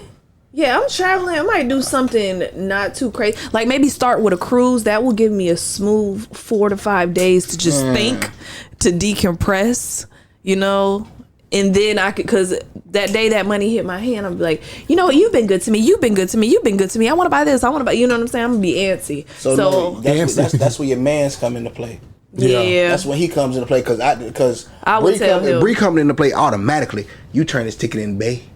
We deserve this. Oh yeah, I'll tell DeAndre too, because that nigga go. First thing we doing, I'm getting an RV. I'm getting the best RV I can get. I'm getting me a driver, and I'm taking the biggest, best RV we like can get. Like a tour bus type shit. Facts. Okay. And I'm gonna go see every hot spot in the U.S. Why not just fly? Nah, privately. Nah, I'm not working anymore. We having a good time. Tutor for the kids. Okay. Vibing. We're gonna enjoy this money. We're gonna ride. Whoever the driver is, he gonna be paid. We going. Oh, you get you a little chef on the boat on the thing too. Yeah, nothing too crazy. But I'm gonna enjoy my money. But I would have to definitely consult to my wife. I'm moving before I turn it in. So everything, because once they get on the news and the newspaper, local Leonard Smith has just boy, that screen mask like that person. I'm gone. I'll probably think I would buy some properties here and dip. Yeah. I would pay my house off right now and turn into like I would invest in stuff. But I realized like I gotta one, my wife, and then two, we gonna have to go get like a financial advisor because even when I sold I do it. Even no. So what you want to do, boys? You want to put this money into Smith Enterprises, right. Get Smitty with it. They're next up. It's right here. But no, even when I got like a nice chunk of change, I sold a script. I got a nice chunk of change for it, and like I was like, oh, I want to do this. I want to do that. My wife was like, okay, well, how about you save that? I see. I was like, that's what I was like. Thank God for spouses. Like no fun at all. Stupid. Fucking pussy. So nobody on this show, on this panel is a saver. That's so if you send any advice questions in for us about money, spend that shit. Whilst I was watching can't take it with you. American Gangster today and how he just bought the big ass house. Yeah. I think I would do that. That's alpaca. Don't run that shit. You block that. People. Oh my God. I would buy my grandma's house back. Oh. Because they sold it. and I hate that they sold it. So I would definitely buy her house back. Mm-hmm. No, I want a big ass You want a big ass so that nobody can say I need a place to stay. Go to the family house. Y'all was talking about the motorcycle. That's the family house. Go to the family house. You can stay there. Go on over to the house. Your ass over there, you got a room 13. And if you there a long time, the family gonna talk shit about you. I ain't even gotta do nothing. I ain't even gotta put you out. Still over here. Yeah. But no, man. I'm playing it. I don't play this shit 3 weeks in a row. I don't play it at all. Like, I don't play Lotto, but when it's this big, you'll be a fool not to play it. So you gotta play to win. You gotta play to win. So go win get it. The next drawing is Friday, so you gotta get your ticket before 9:00 on Friday, because some of them 9 machines p.m. 9 p.m. because some of the machines they be like, hey, no, we ain't selling tickets anymore. 47 tickets. You got? No, that's how much this guy. He was like, yeah. I'm like, God damn, we in line waiting. He like, 47 tickets. I'm like, what the fuck? And don't go buy tickets from, like, you got to go to like the trenches to buy the tickets. That's normally where you win at. You ain't gonna win it at your local Publix, at your local. Yeah. Like, go like to the hood. People places. Be winning in Jacksonville. At this point, dog, it don't matter where you buy for $1 billion. Get Quick Pick, Mega Flyer, Mega Flyer, Mega Millions. Yeah. Oh, sorry. So it's gonna be $3 if you get the one for $2. I mean, you got the wrong one. Get the one with the Mega Flyer. Oh, I'm probably not. Yeah, you play that shit for real, because I don't know what the Mega Flyer. I don't know. You gotta get the Mega Flyer, because that means if you get like 3 of the numbers right and you get some money, whatever that money is, you get like double of it. I'm gonna text you and ask you about that tomorrow. Yeah, when we so now, Bree, talking about money, we had this conversation before on this show, and I want, because you've been back for 2 months now, 1 month as a guest, 1 month permanent. And we had this conversation, but me and Vanessa went viral for this. She lit up. So I'm curious, about your loving. Curious. I want to know what's on your mind. Should a man pay for all of the bills? Should he pay for everything? If he has it. Okay, break that down. Thank you, please. Thank you, Breeze. No, that's a good stipulation. If he has it, like, I don't know what kind of jobs that these people is working where they can pay for every single bill, mortgage, your car note, his car note, your car insurance, his car insurance, daycare, this, that. What job are these guys working at? They can pay for every single thing. The average Joe, right? Like the average Joe. Like, I'm all for it. If he's making that, if he can, then yes, pay it. But if he out here working his 9 to 5, which said people are shouldn't be ashamed about, right? And this is part of the reason why these guys are ashamed, because they can't pay for everything with their 9 to 5. And social media make you feel like you should have to pay for everything. Man, why aren't you paying for all the bills? And no shade to anybody, but most of the women that's saying I need a man that pays for everything have nothing. I see what you're saying. I don't agree, but I see what you're saying. Okay, well, you don't have to agree. I'm just going by what I see on my timeline. Yeah, for sure. That's I've seen those women too, though. I've seen those women too. I need a man that's gonna pay for this. Like, okay, that's fine. What you bring to the table? This ass, right? Like, if he can pay for it, but I don't think it's so much. Like, I be saying, girl, like, oh damn, you got a roommate, you paying his, he paying that. Like, we live in a society shit. We have to help each other. Mm-hmm. You know what I'm saying? Like, I'm not saying like pay for everything, babe, but shit, babe, shit.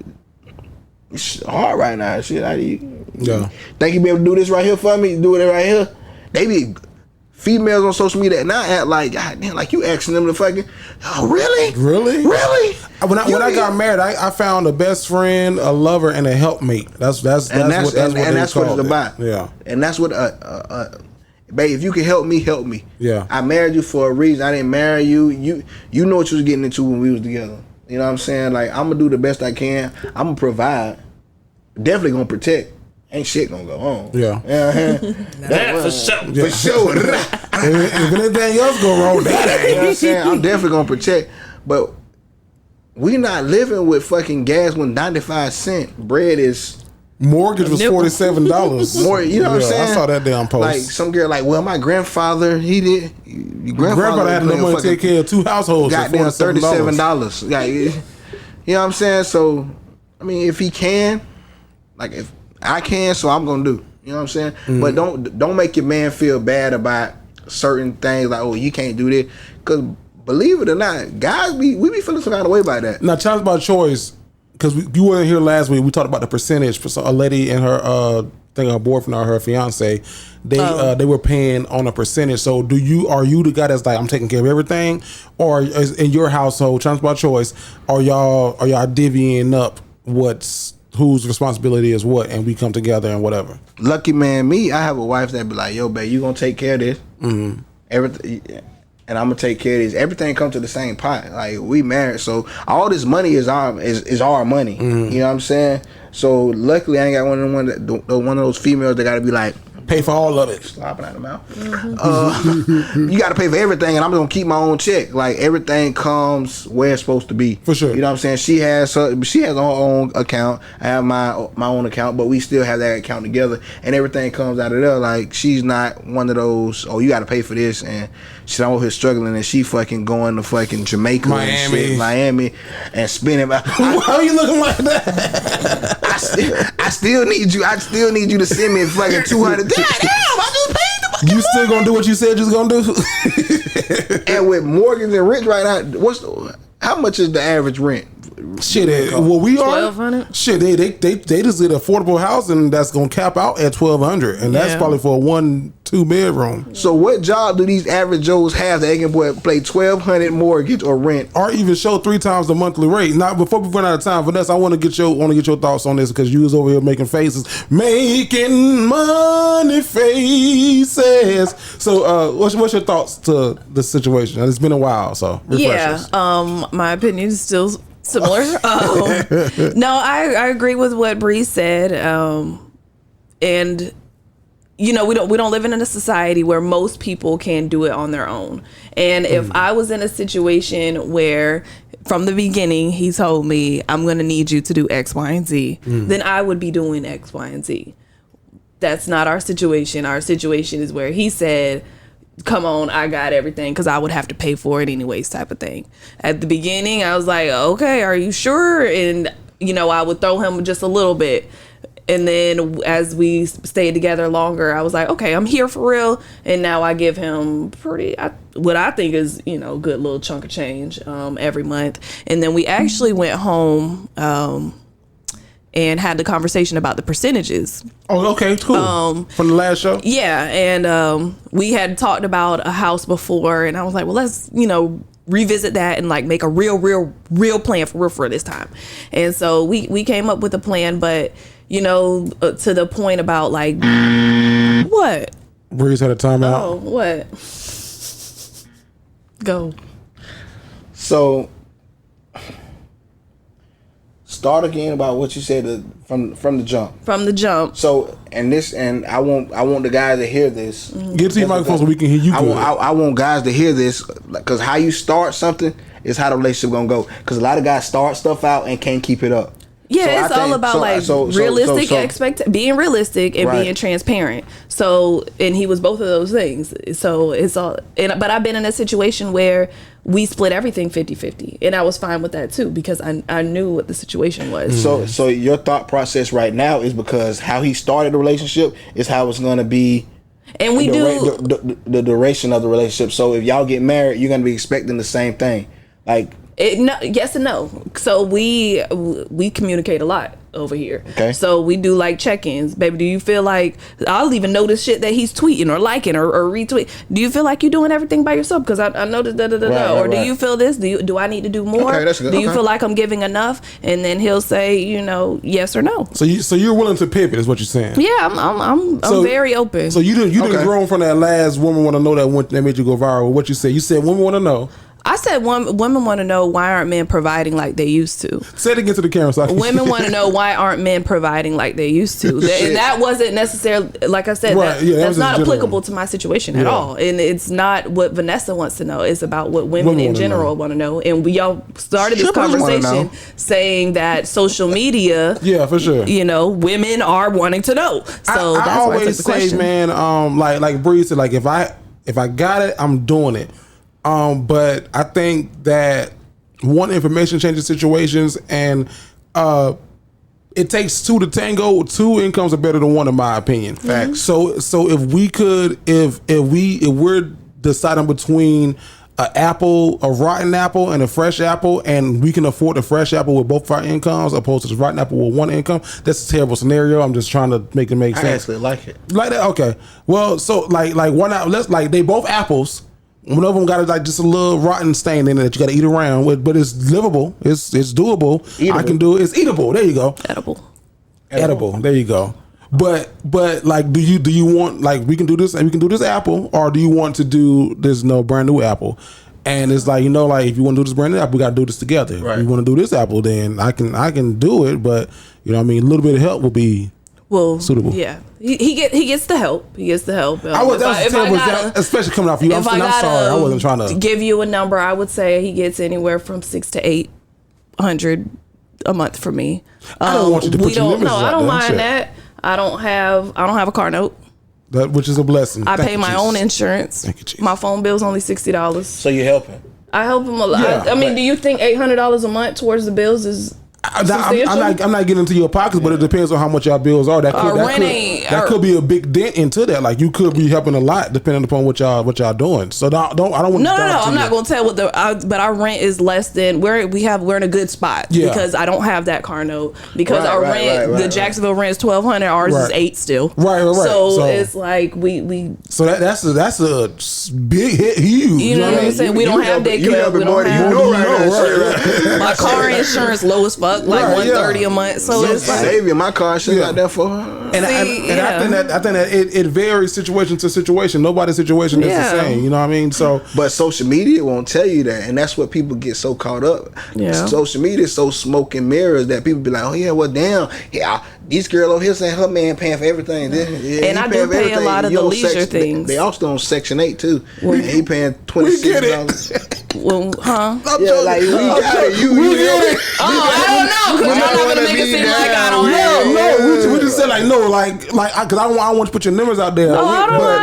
We got the number that you know. said compared to what y'all got to pay, like that's like a huge. Okay, we go out of town. Usually I'm paying that. Yeah, no. I don't want. We went to the comedy zone. I paid for I don't want you that. to feel misplaced. Okay. I wanna be down. No, because they gonna come and be like, "Gee, bro, bitch." No. I think that they'll get it. Right. And like I said, every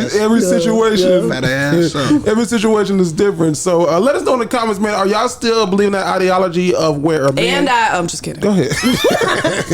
And are y'all still believing that ideology where men have to pay for everything, or are you willing to be more so of a partner in your relationship and meet your spouse or your partner, whatever they need to be made of? Let us know in the comments. That's a good question. You know what's gonna be interesting? What's that? Because I'm gonna click on every female that comments, the type of females that comment like, oh yeah, he got to pay for everything, and the ones like, yeah, I'm willing to do.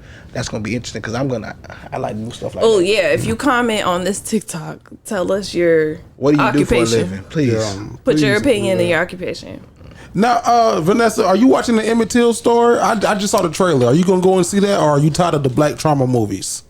I am tired of them, but I do like history, so I might go watch it. But I did see somebody said I'd rather get shot in the eye. Whoa. Before going to see that movie. And I get it. And I might not finish the whole movie, you know what I'm saying? Or at least see that part. But the life story or the childhood or whatever, and then Shot in the eye. That's what they That said. shit, that's deep. I wasn't gonna say that shit. Yeah, I don't know. I'd rather get shot in the eye. I go watch the Emmett Till before I get shot in the fucking eye. You want to watch? Not want to, but you plan on seeing it? I don't mind movies like that because you know what? there's been so many movies made about white history, and although people don't like it, but the black history has been that traumatic. Our history as a people have been that. Now, when the Barack Obama story come out in 20 years or however long from now, that's going to be a different story, and I think that our children's children are going to have different thoughts about those black movies. But if you look at our history has been some bullshit. So the Emmett Till situation, some bullshit that happened, but it's not to negate his story. Like, his story should still be told. Yeah. And I think that even with showing that movie, I think the young lady, not that she old as fuck now, but the lady who accused Emmett Till, who kind of set this fire off, who if you watch the news, they actually had a warrant for her arrest, but the sheriff in that county decided not to press the issue. I think that it's going to bring up that. So I think that's a lot of these movies bring up old feelings, hurtful feelings and memories, but it also can sometimes bring justice and legislation. So that's my hope and my thought with this whole Emmett Till situation. I'm gonna watch it. Yeah. Yeah, I ain't gonna be happy when I go to work the next day though. Yeah. Yeah. Now, I work with. I'm one of the people that don't talk to me. You fucking seen Emmett Till? Did you see that shit? Did you see the shit that happened? I'm just happy not a slave movie, dog. I'm so sick of slave movies. Like, I'm just 12 Years Slave, like the slave movie. I went to Master Shaw. Right. And you know why? Please. Mr. Shaw don't give us no soap to clean with. Stop. 500 pounds of cotton, day in and day out, more than any man here. And for that, I will be clean. This is what I went to Shaw's for. Okay. When there was somebody say that, I gotta go jump to my Lupita Nyong'o. You did that shit. Thank you, I appreciate it. I work now in a still diverse, but a little less diverse. But you were seeking that, right? Yeah, no, I love it, and I love my new coworkers. I love my new team, but it's just interesting because conversations will come up, and it's like, how do you answer this? Like, right. in the workplace, that like about the police. Well, I don't understand why people don't like. Can you police. adapt? Yeah. Can you? I think so. Like, or they'll ask questions about sororities and fraternities, and we had the conversation about that, about how they're at her school they were multicultural, because she asked me if I was Tri-Delta. Oh shit! Whenever I said I was a Delta, and she was like, Tri-Delta, and I was like, no, baby. No. And then yesterday, the other lady was like, do you do a stomp? And I was like, a stomp?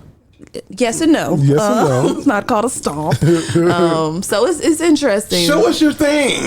Yeah, basically. Educating people a little bit. You know what? I realized, and I didn't know this, but I didn't know what the definition of a microaggression was. And one of my... Tell me. I'm not the person to give you one. Maybe Vanessa could give you a better definition of what I could. Sorry for asking. Well, what'd you learn recently?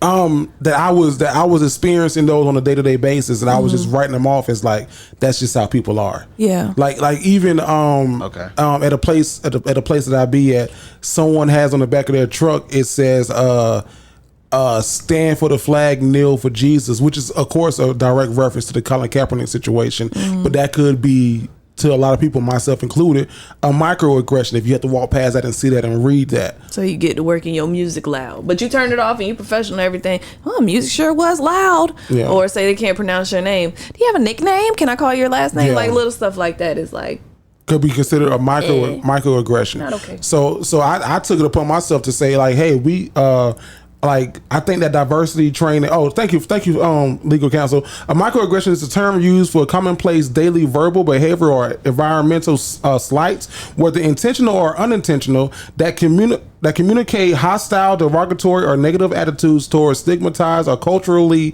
marginalized groups. Yeah. Shit, you saw the fuck I was trying to say. Commenting on hair, like, oh, you decided to change your like I worked at a place. When I worked at the university. If ever a group of black people were together, we were talking. My white supervisor would come to us and she's like, "Hey, what are we all congregating about?" And she would always say, like, "Hey, no congregating in the hallway." But like, whenever we'll be meeting with, like, say, if I was meeting with Rachel or Emily, who was white, that was fine. She would never come up and say, she would come and join the conversation. But never it was me, Dwayne, Frederica, Brittany. She'd come and be like, oh, all the congregation, what's going on here? So that's a form of microaggression. Yeah. You know what I mean? Another form of microaggression. Someone told me I think I do great photography. Someone was talking about photography for a workplace, and they said, while I was standing there, they said, yeah, we can hire a real photographer to take some pictures. And it was like, well, so what am I? Yeah. So that's a form of a microaggression. Whether intentional or intentional. Shit, I'm you know, it could be. It could be. Oh man, I wouldn't have been good at that. Well, I'm actually a professional photographer. Yeah. Actually, fuck you.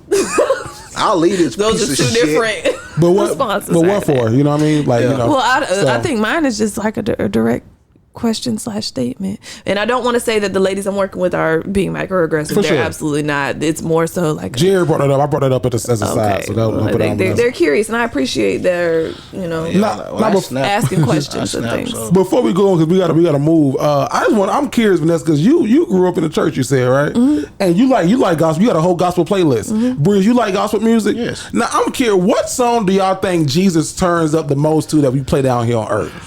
Like, what song y'all Some think people say like, gospel music is going too far. we might have got too radical with our Because message. I was thinking Hosanna.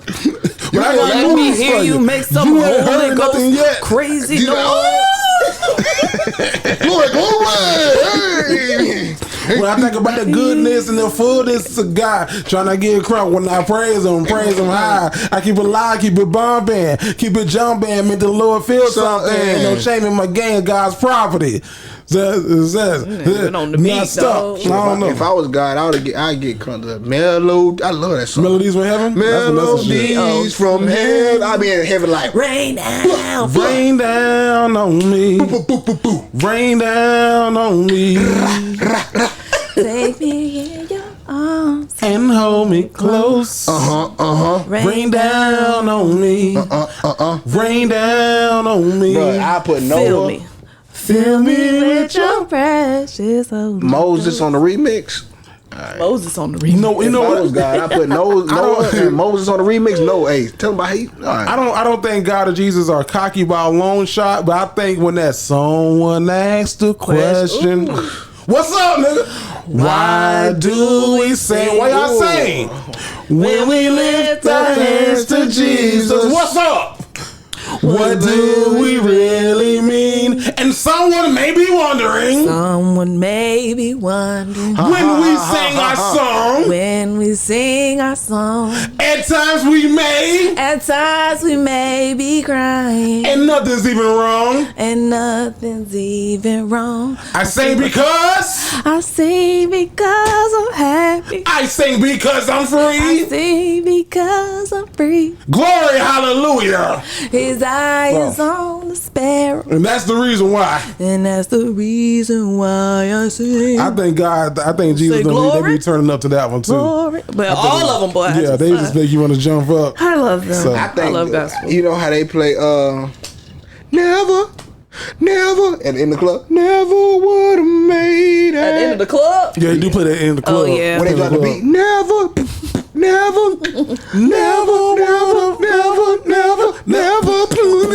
I think you chicken noodle soup. I really want to go to like a brunch, but like with gospel music. That would make me really happy. A brunch with gospel music, so thinking with Moses while praising Jesus. Yeah. When I went to the Fred Hammond concert, they were playing. Before the concert, they were playing gospel music, and I was like, "Oh my God, this is what I've always wanted!" Like, They said all drinks there too? no, fool. What? No, like what was the concert? No, at? it was a Fred Hammond concert at the Potter's House. Oh, Potter's House. So okay. like the pre-show was them DJing all these songs we just sung, and I was like, "Oh shit, this is like hype!" Like I wonder, like, because Kurt Franklin's on tour with Mav Carter, like they going to like arenas. I wanna go. So I wonder, like, at those arena tours, like, how they had a food and the drink lines and Oh, stuff. me, yes. I wonder if they still like serve liquor in I think those so. lines. You think so? Okay, I would- shackles on my feet so I can dance. I just wanna praise what you wanna do. Just Let me wanna put that one on the praise. list. What That you one on the wanna list. do? Oh, y'all know, I'ma stay safe. When I first heard that, I'm like, okay. No, I'm finna go some more. I'ma stay safe. I don't know the whole thing, but I just know I don't know I'ma that stay one. safe. Look, if y'all Type in "I'ma stay safe." If you can't pull it up. Now I can't play it right now because we can get flagged. Now what? Another Mary. They got two. I gotta get myself together because I got someplace to go, and I pray when I get there I see everyone I know. Do you wanna go to heaven? I wanna go to heaven. Don't you wanna go? If you want to slow it down, you're gonna take me to the King. Truth is Woo-hoo! Options are few. What you try to do? I'm trying to pray. What happened, though? Where you at? But where are you? I'm all churched out. I'm so tired of church. Hurt and abused. My back hurt. You can see me say with somebody right now.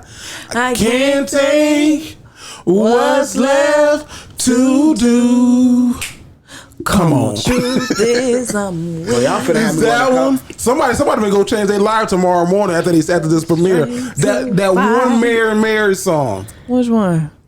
Damn it! My nephew, my little cousin sang the song all the time. It's Mary Mary. He sung it at his daddy's funeral, and it fucked everybody's up because he got so deep into it. It's what's Mary Mary's biggest song? I'm finna look. Hold on. I don't know, man. Damn it! And it's on the tip of my tongue, and I can't. Huh? Tippy. No, it's not. It's the God in me. Nah, she I was. hate that one. I love God. God You don't love It's the God. in What's wrong me. with you?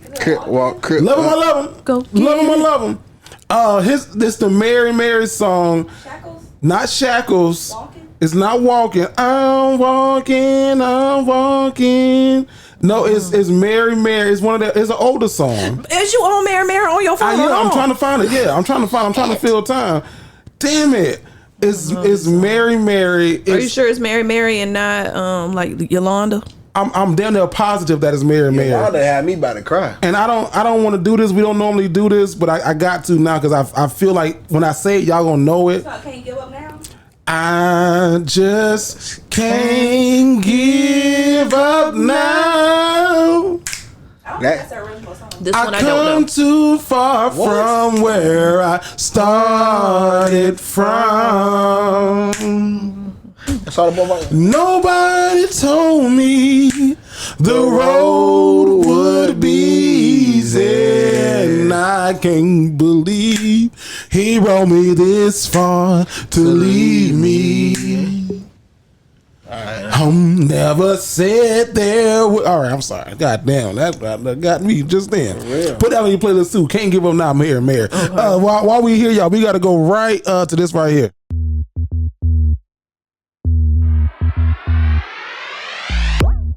Yo, it's your boy Jerry the Great Man, and this week, straight from social media, guess what? Me and Breeze went to the school. Vanessa went to the school around the corner. But I see you. I got you. But I got a question for y'all straight from social media. So I don't know if y'all saw this on Barstool's website. There was a student at Jacksonville University who recorded himself burning up his degree. Put a lighter to it, burned that bitch up, put it into flames. And he said that he wasted his time at this university, that school was not worth it, and that you should not waste your time doing this. Thoughts, feelings, opinions about what he did? Is he a fresh graduate? It has to be, yeah. You didn't even give the diploma time to Thank you. be You took the words worth out of my mouth. it. Thank Like you, you yeah. didn't even give it a second.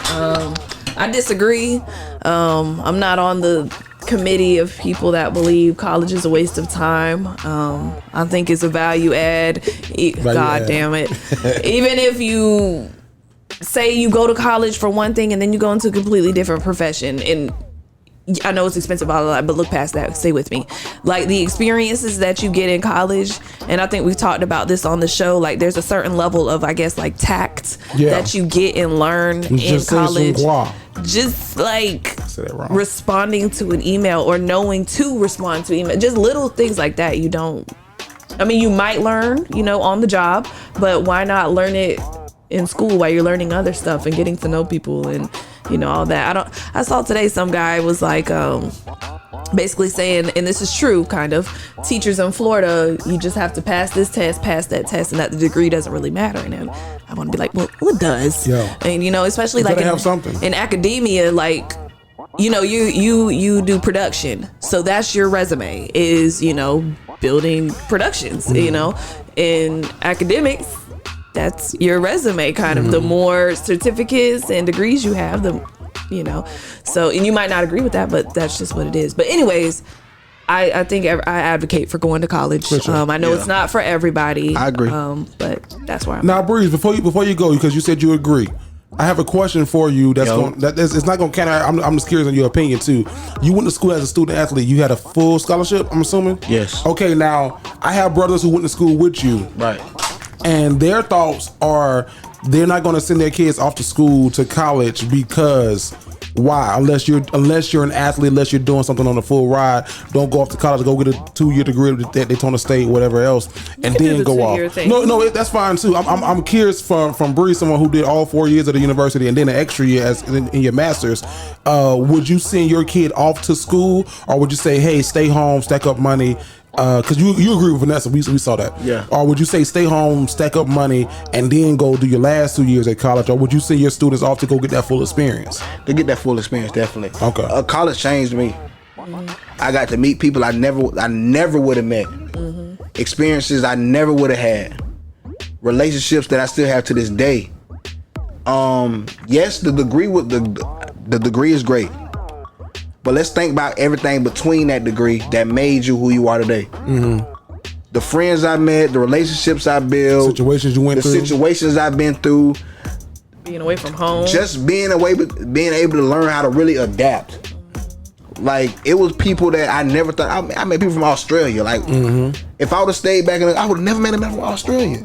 I mean, people from Australia, different places, different countries, learning different things. Like, okay, this makes sense. This is this, and putting stuff together. So I definitely would not just keep my kids home to stack money and say. I would definitely still want them to get that experience in college, and definitely try to still build different relationships and just try it out. I mean, you don't know what you don't like if you don't try. Yeah. Tell my brothers that they want their kids to stay home. Do they challenge my choice? Do they have a college fund set up for their kids, or like I can't answer that. I don't know. But yeah, I can see for like the teenage, maybe, because it's a little late in the game. So like, yeah, maybe they do need to stack. But like for the younger ones, like as the parent, you got time right now to set this up so that they don't have to worry. I agree with that. Right, because there be people that's fucking 46, like I'm finna go back to college, and like, I mean, nothing wrong with going back to school at 46, but like, I just think that college experience would be a lot better when you're young, because it helps you. You're in that stage where you're an adult, but you're still a kid. Yeah, you can fuck up. It's okay. You still safe. Yeah, you have a safe haven. Oh, he's in college still. If you're grown but you're in college, it's okay. But if you're 20 and you're not in college, I used to do a talk to all the high school seniors in my old high school, and I said, man, one thing's gonna happen on graduation. A couple things gonna happen on graduation day for sure. Your friends and family gonna show up to see you walk. They gonna put you in this back room, sit y'all in the right chairs, and they gonna tell you to put your tassel. You're not right until you left, so put your tassel on the right hand side. They gonna walk y'all through. They gonna have y'all sit down. The superintendent's gonna say your name. You're gonna walk across, get a picture taken. You're gonna turn your tassel from the right to your left, and in that moment, you are a full-fledged adult. Most of y'all are 18. I said, and in that moment, for a lot of y'all, your life is gonna change.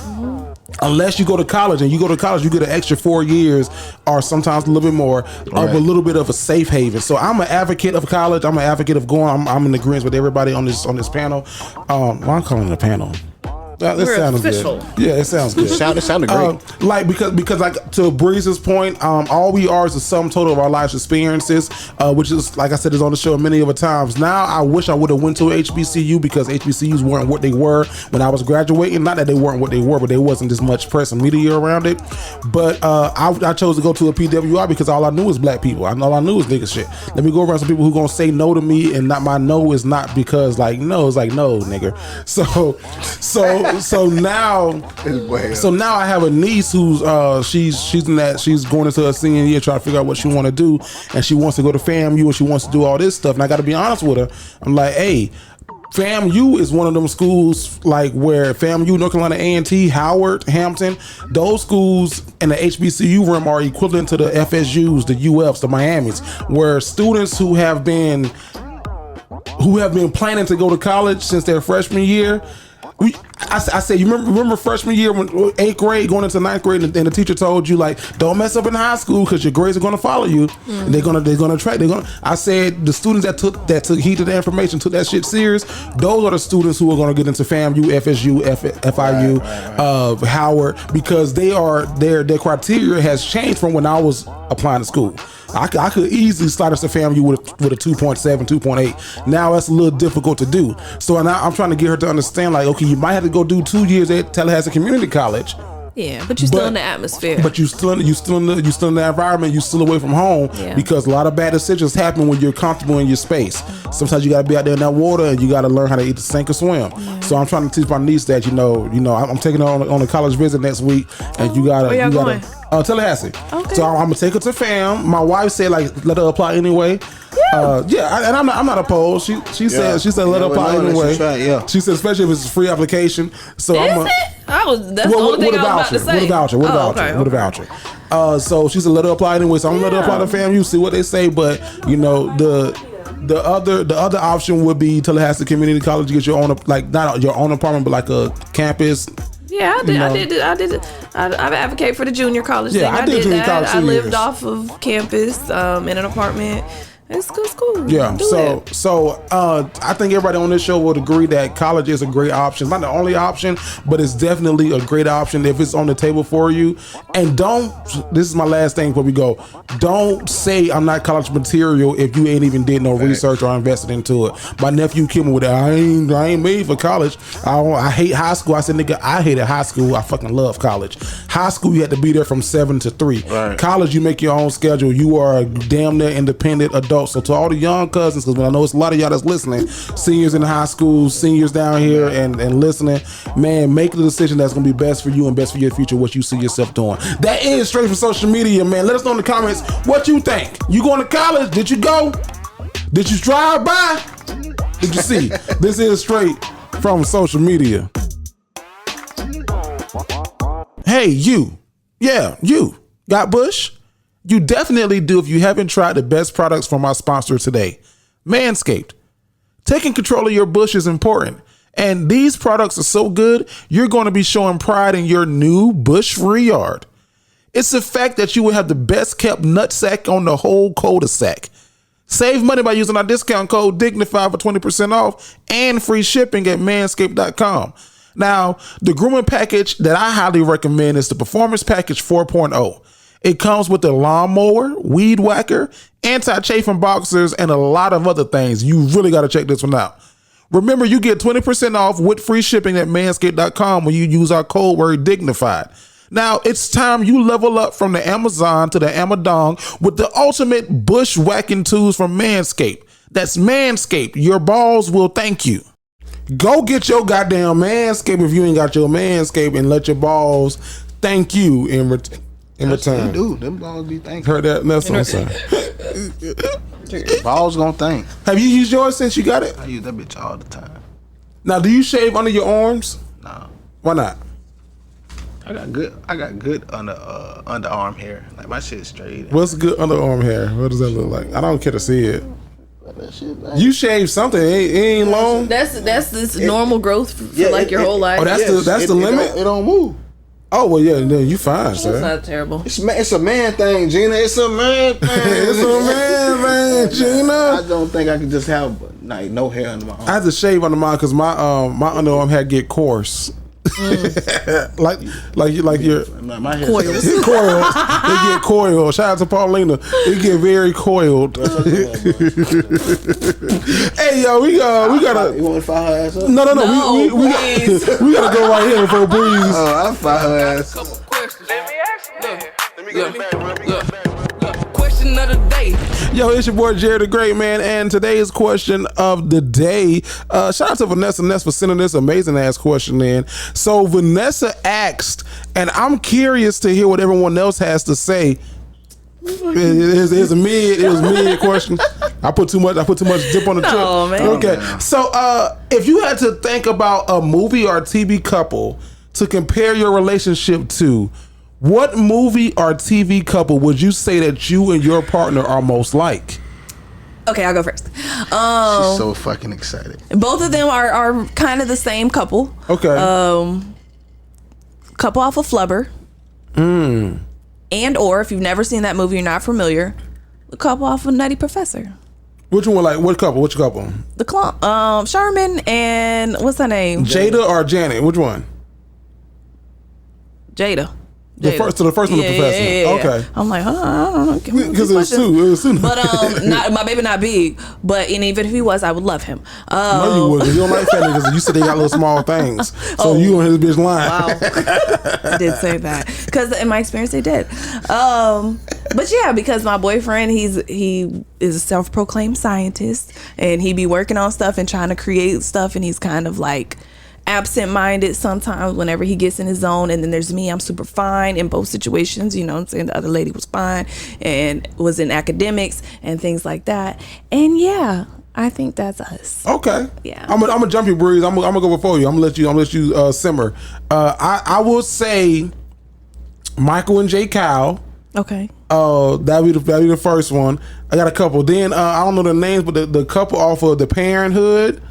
The married couple from the Parenthood, maybe. I see that. Heathcliff and Claire. Because they had fun. They were very romantic, and they did a great fucking job raising their family. I think my wife would be a great mother. I think that we have a fucking like Huxtable-ish family. Uncle Viv, Aunt Viv, Uncle Phil, Aunt Viv. Okay. Who? Anybody want to come to your mind? Like I can definitely wanna, see some Uncle Phil shit.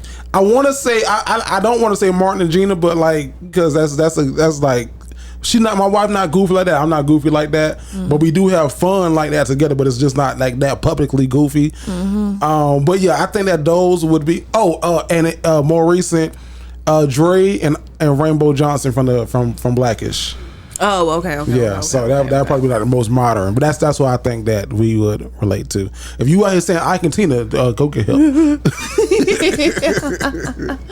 Bree, what you think? Well, since Jared said everybody,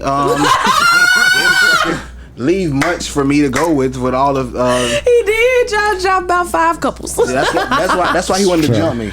No, it's not. That's not. You know, like he never wants to jump me, and of course he always wants to be last. Shit. But damn, Breeze, Breeze. I'm gonna jump you. That's not because you had a whole fucking list pulled up, so I didn't see what was on your list. I didn't have a list. I was just going through like. And I knew that you was gonna be a little bit more goofier. Yeah, so but like, I definitely thought like Martin and Gina.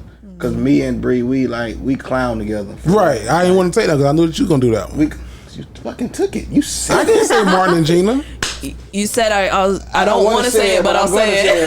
No, because we're not goofy like Breeze. That is what you said too. Thank you. Okay. Well, I don't know, and they're not a TV couple or movie couple, but I kind of see like. That's a good one. Tiana Taylor and what's his name? Yeah, Iman Shepherd. Just how they is with their daughter and how they do everything. Yes, with family. I can see that. That's me. And then when they get together, they goofy. They like goofballs. But you would think Tiana Taylor's the meanest fucking person in the world. Just from looking at her. Like if you don't know her, and that's kind of like how my wife is. That's fitting. You like not that, but that last statement is true, Bree. Yes, you do look a little feisty. Yeah. But then you come to the comedy show last night when she said, "I waited all my moment for this," and I was like, "You should have been up there." Yeah, but my wife sent me one more that she think that we. Go ahead, I'm like, okay, this might make the most sense. Bernie and Wanda Mac. I can see that. Yes. I was like, okay, I see that one. Yeah. Yeah, I can see that. I can see that. That makes most sense. Making too much noise. Just holler about little stuff. Yeah. Good job, wife. Okay. Simba and Nala. Simba and Nala. What? Simba and Nala. I can see me saying, "You deliberately disobey me, all right." I can see the breach officer. Only if your uncle goes with you. The water hose.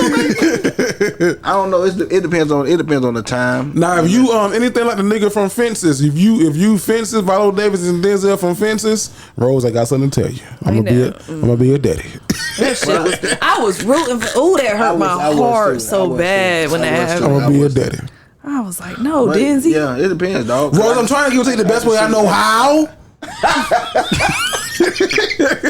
It ain't easy for me to tell you I've been standing in the same place for 18 years. Well, I've been standing with you. But they played that Oh, what? Both of them played that shit. I got 18 years of my life to stand in the same spot as you. So to spit, that's what she did. It's a slobbery ass, because I slobbed earlier. Yeah, it's a slobbery ass show. Oh, I ain't slobbed today yet. But I held on to you, Troy. I held you closer. I held you tighter, Troy. It didn't take me 18 years to realize that all of my hopes and dreams and all the soul was rocky and hard. I'm sorry. Okay, you've been waiting all life for that. To do that, yeah, that was it. Shout out to Valo Davis. How was your I killed that shit. I didn't get it, but I killed it. your video audition? Yeah, I didn't shade shit out. It was good. I killed that shit. But you gonna let us see? I'll show it to you. Yeah, I'll show it to you off air. Yeah, okay. But yeah. So I'm sorry, cause I jumped into roles. I'm done. Hey, shout out to Bono from the movie Fences, cause everybody needs a friend like Bono. Yeah. You know Rose is a good one. I know Rose is a good one. What you trying to say, Bono? I'm just saying, as long as I know you, Charles. Rose. Y'all got a Bono? I got a Bono for sure. You got a Bono? You got a Bono? You got do you have a female Bono? Oh yeah. Okay. My friends listen here. They like him. They don't never take my side. Okay. I saw that in person. I saw that in person because at your when I did your video for your event. Oh, bitch. Well, I gotta be too many. I ain't gonna be no more. No, you're not. But he made me mad that day. Oh, he made me mad. You was mad, but then all your friends came and they was like, give him the benefit of the doubt. Even you, she even asked me, she's like, "Now, Jared, what do you think?" And I was like, I think that you gotta let him have this one. Like he, like if he could have, he could have. But you can't be mad at him. You gotta be mad at the situation. I got over it kind of quick. Yeah. Ish. Yeah. But it worked out. So the question of the day, man, looking at your current relationship, what movie or TV couple would you say you and your partner, your spouse, are most like? That is the question of the day. I say I got a couple questions. Let me ask you. Look. Question of the day. Nessa. Jerry. Ness. Yeah. Breeze. Yeah. Guess what, man? Brr. Guess what we going to? Big brother. Big. Now your daughter, she couldn't get the brr out because she say lip. Yeah. We did Zoom with the cousins, and she was like, "I'm lip." I was like, "I don't know. That's it. All right. That's it. She gonna grow into the brr. Yeah. I was like, I'll give you that one. Nessa. Yes. What we going to though? What we got going on with Love and Relief and all that good stuff? Hey y'all, Love them or leave them. That's where you can write into me, Jerry and Breeze. Yo. Get unbiased relationship, situationship, or friendship advice. To write in, go to jtgentertainment.com. Look for the Dignified Delinquents and love them or leave them, and let us know what's going on.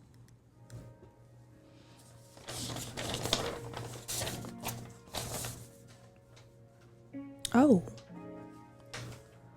I found a new love. Gunsan, South Korea. Paraphrasing here, but I'm in an 8-year relationship with my high school sweetheart. Over the past year, we decided to open up the relationship because of her bisexuality, my job requiring me to travel, putting me at a distance from her sometimes, and our high sex drive. The problem is I found someone out here and I fell in love with them. I care for both of these women a lot, but I can't be with both. I want to choose the new girl, but I don't know how to break the news to my girlfriend. Signed, Love Overseas. Just break the news to your girlfriend. This thing out there with Pauline. God damn. He could have asked his grandma this question.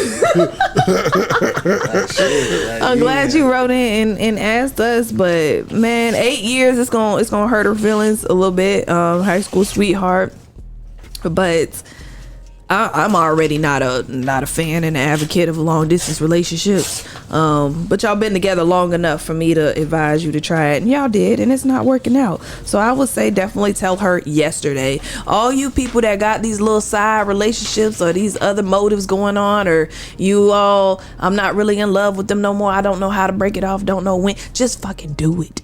Because once you do it, and then more details come out, and then they find out, oh shit, you've been feeling like this for the last year. Do you know how shitty that makes somebody feel whenever they think everything's sweet, and then you pull back the cover and it ain't? Please just tell this person that you want to choose the new person. And how long you been dealing with the new person? Did it say that? Over the past year? So for the past year, I mean, a year's a long enough time to know that you really fucking with the new person. So I would say leave, just break up with the girl. I will also say though, you're not gonna find somebody that open, and I don't know if you're into that or interested in it, or if that's a perk to you. But this is like a butterfly.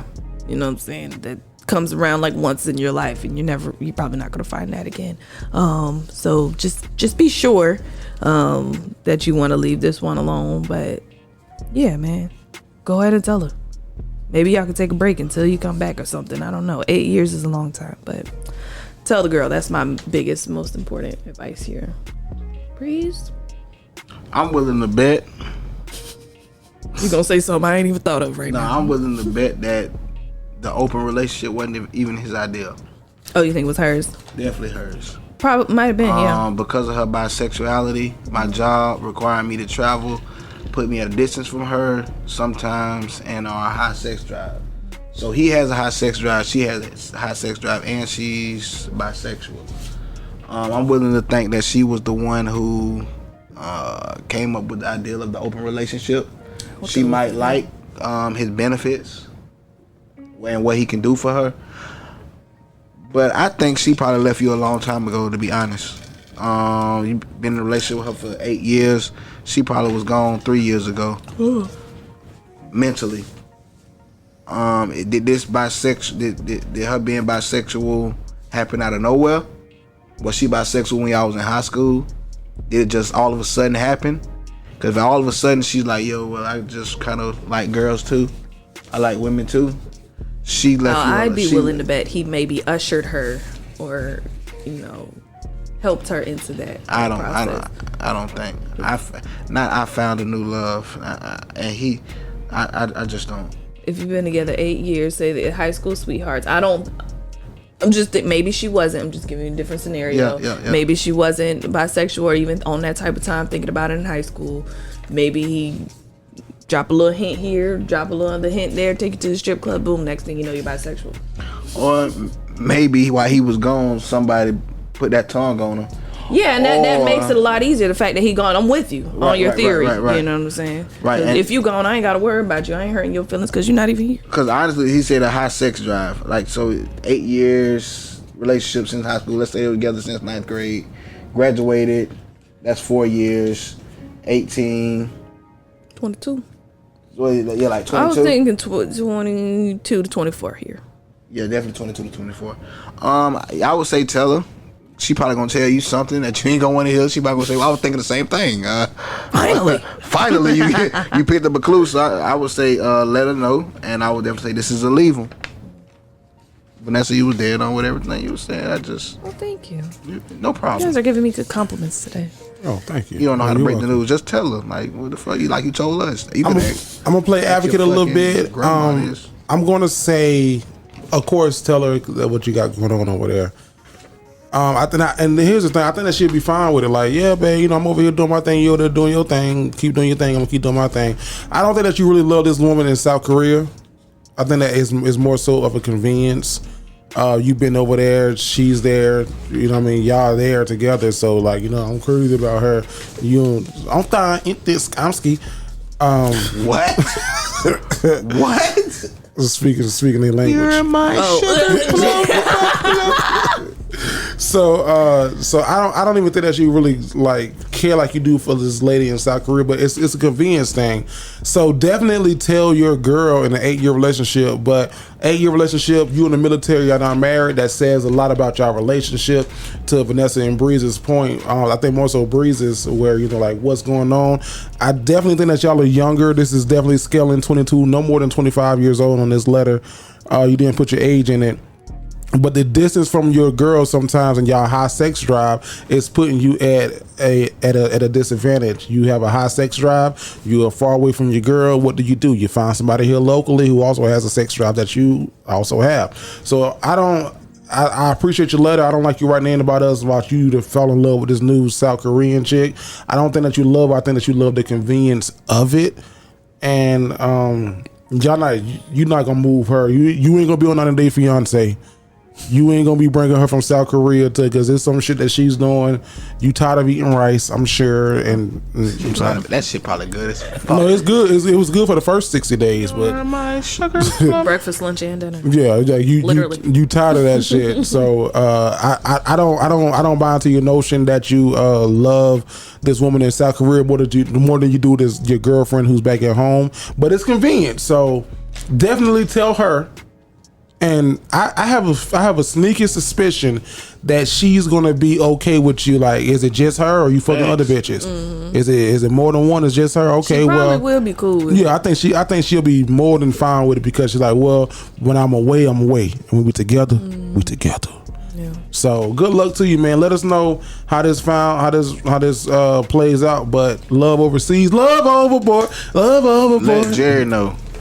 Y'all better be getting tested. They too. say, Gladys, you know you working too hard. All right, next letter. Fuck you, Vanessa. He killed me with the high sex drive. What kills you about that? I mean, I'm seeing him like it's 22. The fucking 22, everybody want out. You're a fucking rabbit.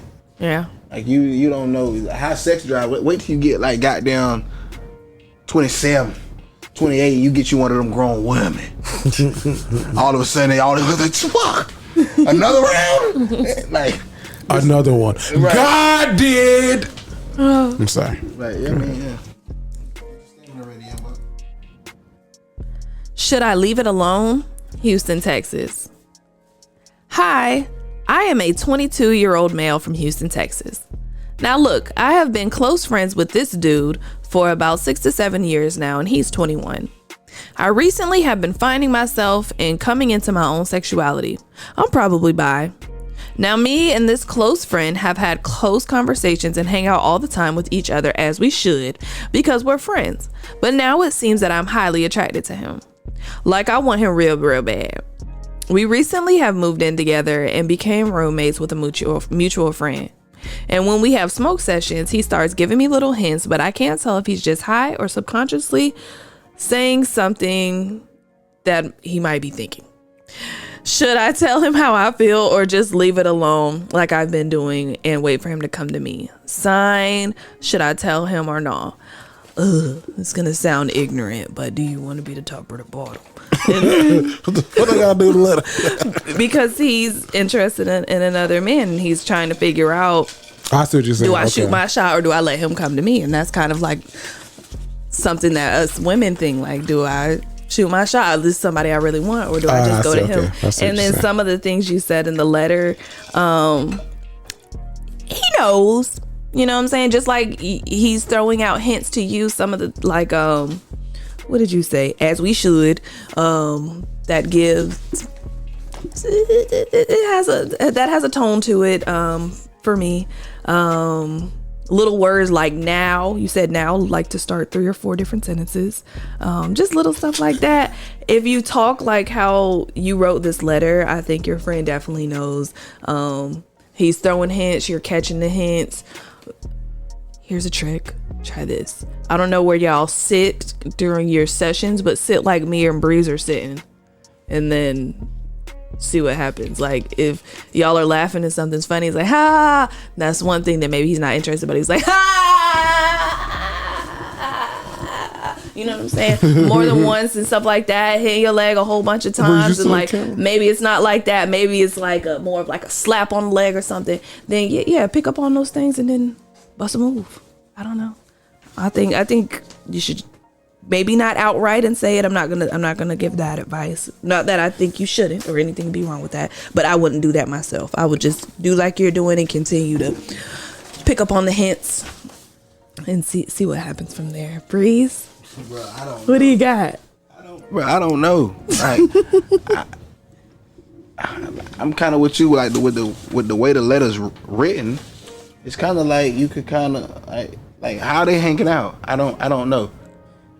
Like, it just hanging around the house. I know. I mean, I know how they're hanging out, but I'm saying, like, when I'm with my doggies, no, I guess because they're not with. Yeah, okay, put it if it would help you, make the letter to women. Okay. And the girl doesn't know if the other girl is interested in her. Let's see. What would you recommend? At this point, bro, if you think he's giving you hints or whatever, I think you should just go ahead and see what's up. You might lose a friend. Yeah.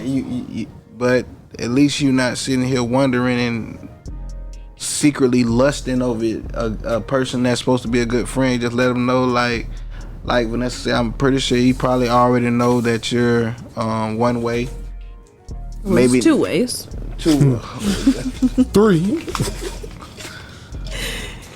I know what you mean though. I'm picking up what you're putting down. Pretty sure that person knows.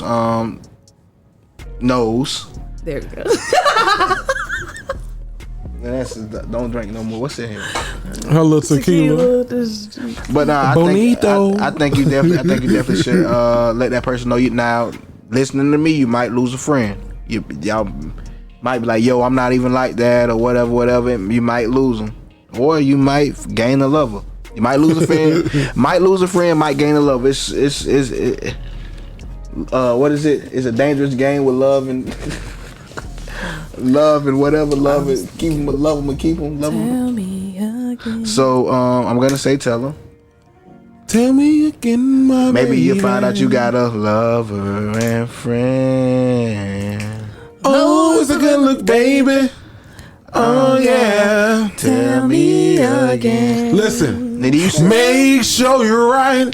Oh, before we be. his friend, if he said like I want him real bad, That part too, I missed that one. But when yeah. he said like I want him real bad, he talks like this. Yeah. You know what your friend gonna tell you? I've been know you for a long time, Shawty. but fucking never crossed my mind.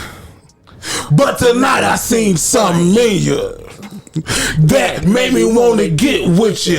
Bitch, you ain't been nothing but a friend of me. That's your answer right there. This And the whole song. nigga never ever dreamed of me. Up in here, kissing, hugging, squeezing, touching. Shawty. Up in the bathtub, rubber dub, ask him this. Are you sure you wanna go this route? Let a nigga know before I pull it out. But tell him I will never ever cross the line. Try to let me give it to you one more time. One more time. Tell me. Wow. That was the perfect answer. Why we just didn't play that song? Wow. For sure. Go read the lyrics to Love Yes, I'ma Leave 'Em. please. That Hell, great this cousin fucking don't even great know the setup. Love I'ma Leave 'Em. Yeah, they don't even know. They don't know that damn song. Great fucking setup. That's a song by Usher, that's Lil classic Chris, and right Lil there. Jon. Wow. I don't even have anything to say because I didn't know that. Great setup, Breeze, for that shit. Or whoever said lovers and That friends was and pulled it. That was you. Great setup, Vanessa, for that because Lil Jon definitely gave you the answer that you needed to know. Yeah, whoever the You ooh came started from. it, and then I went to But lay when it Lil up. Jon said that shit, go listen to that song and say exactly what Lil Jon said. And the only thing that that holds me back from giving you good advice is that little hints. You didn't tell us what the little hints were. Like what were those little hints? Because little hints He could be laughing all on him. He's slapping his thigh whenever he's laughing. okay. He's I'm interested to know what happens if you tell him. If you tell him, just Please write us back. Here's the thing. I don't know if you on the lease or if you can move. Either way, tell them. oh, because they live together. Shit could get Yeah. awkward. I don't say Yeah. tell them. I say just continue to let the hints build up. Drink some. Drink. There you go. There you go. Drink. Get drunk. Yeah. Get drunk. Cosby. Not Cosby, but like both of y'all get drunk. Still. Boy, you told us about when you had girls coming to the room, you get a little bottle, you know what I'm saying? Yeah, you know get a what little the plan bottle. is. Yeah, Stop playing. get drunk. Everybody say they true feelings when they drunk. So get drunk, and then he if he does something to you or you do something to him, he can blame it on the goose. Got your feeling loose. So get drunk. That's The worst song. You ever. 22, you 20. He's 21. Y'all both illegal. Get a drink and then let the feelings come out. Nessa. Jerry. Yeah. That was Love 'Em or Leave 'Em. That's where you can write into the Dignified Delinquents and get just some help with whatever you got going on in life. You can go to jtgentertainment.com, look for the Dignified Delinquents, Love 'Em or Leave 'Em, and let us know what's up. There we go. Breeze. Breeze. Who hotter than Breeze? Who's smarter than Breeze? Guess where we finna go, dog? Right the fuck here. Who's smarter than Who's Breeze? smart? Who's smarter than Breeze? Who's smarter than Who's Breeze? smart? Who's smarter than Breeze? Got a question for the street. Who's smarter than Breeze? Breeze. Yo. You know what it is, man.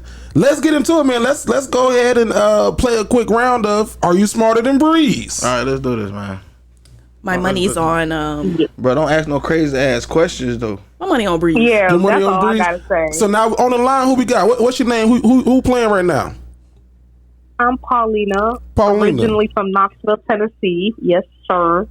Okay, now Breeze had said that if you beat him, he gonna send you personally $10 from his own personal account. So you got $10 on the line. You can win a good That's 10. fine. I take Cash App, I take Zelle, I take Venmo, PayPal. What you got? Okay, well you better win it then. All right, You beat Breeze, I'm gonna put 10 on it too. all right. So that'll be a good 20 that you'll get. All right. On a good Friday. All right. Now here's the thing, Breeze. Since this is your first time doing this, I'm gonna let you decide who goes first. You or Paulina. I'll go first. You're gonna let Paulina go first. All right, so Paulina, this is how it goes. You got 30 seconds on the clock. If you get a correct answer, you're gonna hear this sound. And if it's wrong, you're gonna hear this sound. Don't stop. Vanessa's gonna ask you questions rapid firely. And the time is gonna start after Vanessa reads his first question. So you ready? Ooh, yeah, I'm ready. You ready, Vanessa? I'm ready. On your time. NBA superstar Shaquille O'Neal began his career with which team? Was it the Orlando Magic? What former Nickelodeon star is also the longest running member of the Saturday Night Live cast?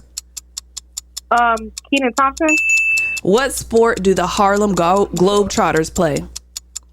Basketball. Who always made an appearance in Marvel films until his death? Stan Lee. Spell Django. DJANGO. Oh, You Paulina. did good though. Make some noise Dude. for Paulina. Damn, good job. I should have did the first. I should have All went right. first. I should have. What animal is allergic to fucking? Double or nothing. You beat her. I ain't gonna slide you 40. Yeah, I ain't gonna give you You'll no get money. 20. Paulina, you did fucking amazing. So Breeze, same thing applies. Vanessa, I see which one you gonna start at. Yeah. Okay, so Breeze, your time is gonna start after Vanessa reads the first question. On Vanessa. Hush. Area 51 is located in which U.S. state? I don't fucking know Arizona. I don't know. Close. How many colors are in the rainbow? Hey, The TV show The Game was a spinoff of what TV show? the game ain't for footballs. What actress used the word entanglement? Jada Pinkett, What subject do I teach? English. Who is the mascot for the food chain KFC? The white dude with the beard. The chick. What is T.I.'s name? Harris? God damn. to get you to the God. Shit. Goddamn, how many colors in the rainbow? 7. Close. Goddamn, 7. but you didn't count the white. You're supposed to count the white. If you pay attention in class, you got to count the white. The clouds is part of the rainbow. That's fucking ding ding. The clouds fuck is part is of you the talking? That's rainbow. it. Can we get the official count? 3-2, Paulina. 3-2, Paulina. Good job, Paulina. We appreciate you. She got more than 3. You gotta be that. She got magic. Either way, she whooped Yeah, Breeze she definitely ass. beat you either way. Bro, Either way. I'm happy for it. They gonna send you your money. Yeah, so we gon' what you do is DM your cash app to the Dignified Delinquents, and we gonna make sure you get that payment from Breeze. If you All don't right? get it this week, you'll get it next week for sure. All right. If you don't get it next week, we gonna shout you out on the next show. We got you. Either way, You you can get win, a shout out or baby. something. Thank you for playing. This is Are You Smarter Than Breeze? Who's smarter than Who's Breeze? smart? Who's smarter than Breeze? Who's smarter than Who's Breeze? smart? Who's smarter than Breeze? Got a question for the street. Who's smarter than Breeze? Breeze. Yeah. Make sure that you send that lady her goddamn money for whooping your ass, cause she damn sure did that. I should have picked the first one. Barely. Barely, no, it wasn't no, barely. But my Y'all wife heard she it. was terrible Y'all heard keeping it. count. But 3-2. That's what it was. it wasn't. That's what She, I don't think It's that did she 3-2. miss any? She didn't miss it. It was my count was 4 to 1. Breeze. Breeze down or up? Up. Oh shit, you wasn't count right either. Team Dignified Delinquents. No, Pauline, I'm gonna slide you 10. She did that though. So make sure that you send us I your. should have picked first though. Yeah, you should have. You should have flipped that coin the other way. But make sure that you send us your cash app so we can go ahead and bless you. Nessa! Jerry! Nessa! Breeze! Yo. What's what we got going on, man? Shoot, you got something going on. Oh, this right here. Tell me how you really feel. Tell me how you really feel. Top five. Yo, it's your boy Jerry the Great Man, and I haven't played this one in a while, but it's about damn time. It's about damn time that we do this. Okay, go ahead. What you said? It's about damn time. Yeah, it's about damn time that we do this now. Breeze, I don't know if you ever heard this one, but I used to do these things called prank phone calls, and people don't send requests in, or I got a request and it wasn't a good request. So if you want a prank phone call, man, send a request. I think Breeze might be down to jump on some of these as well. I'm just throwing you in it, but you might be. This one right here is one of my favorites. I think it's one of Vanessa's favorites. This one right here is called Mr. Willie, your ass is going to jail. Mr. Willie, your ass is going to jail. Hope y'all enjoy it. Willie. Hello. Willie, put that shit down and go wash your hands. Hello. Hey, can you hear me? Yes, sir. Hey, I was calling looking for, I believe his name is Mr. Troy. He has a concrete company. Yes, that's speaking. Okay. How you doing this evening? I'm sorry to call you so late. I was calling trying to get a quote from you. Now, I'm not sure how quick y'all can turn around. That's the thing. Okay, what do you mean? How quick we can have the quote to you? How quick you can get the service done? Roughly, it takes about 2 to 5 days to get the permit from the city. What county are you in? Now, I'm in Duval County, but right on the border, and I'm trying to bypass the city stuff. See, I got myself in a situation, and I don't need anything too big. I'm not trying to do a driveway or nothing, just a small slab. And okay. I'm trying to see if may I ask who I'm speaking with? Yeah, my name is Willie Turner. Okay, and Mr. Turner, you in Duval County? Yes, sir, Duval, right on the edge of Duval and St. Johns County. Now, I got myself in a small situation. I'm desperate. I'm willing to pay. I just got to do this really, really quick. What are you trying to get done? So I just need just a small slab of concrete, but I need to put something in it.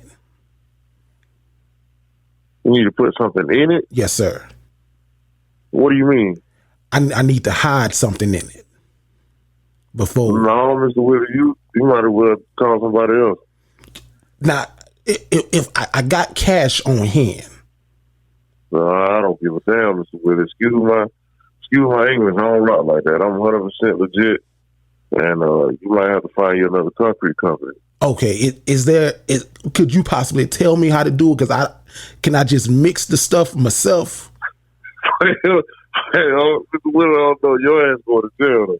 I can tell you that right now. Whatever you try to do, you don't need to do it. But your ass going to jail. Come on, young man. I'm trying to. Listen. I just got out. I just got out. I'm finna go.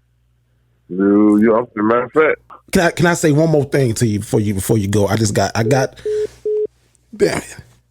Call him back.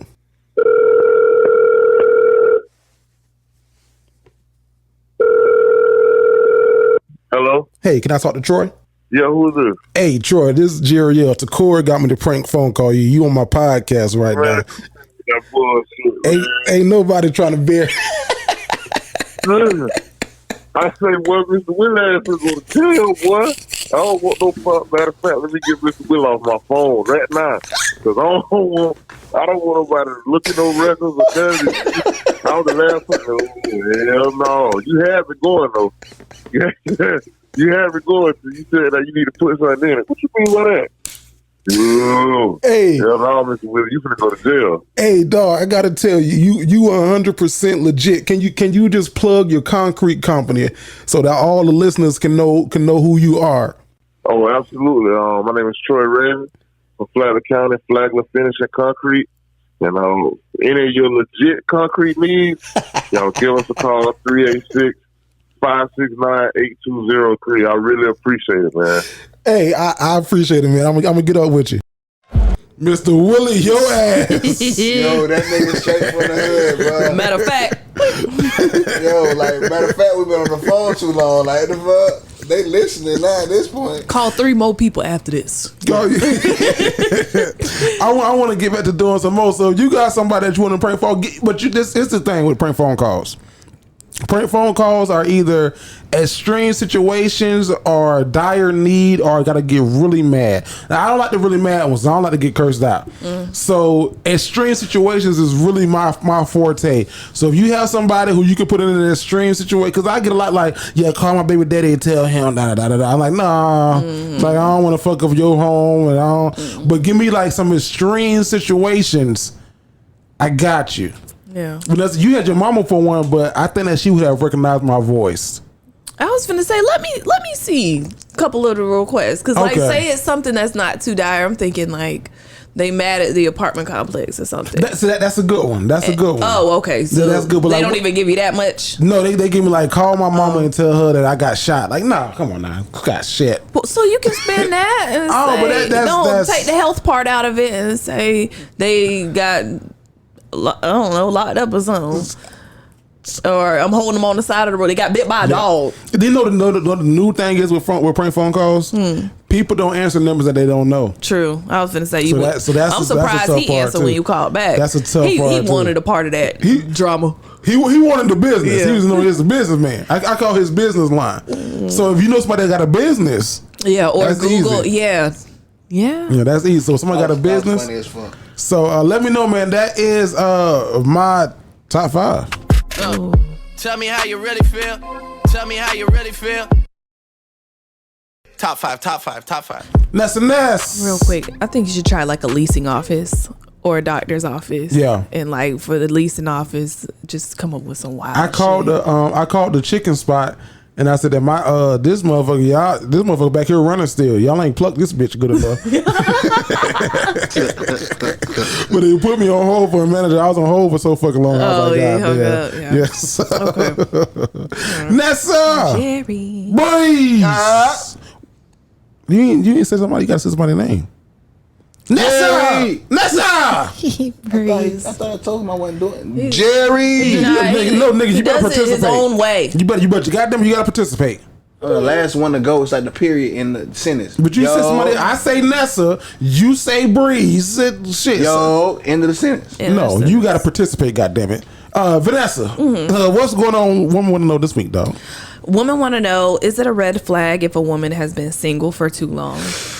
What is too long? Okay. I don't know. I'm gonna ask y'all. Like, say a woman that you're talking to, and you're like, she says she's single, and then you're like, well, how long you been single?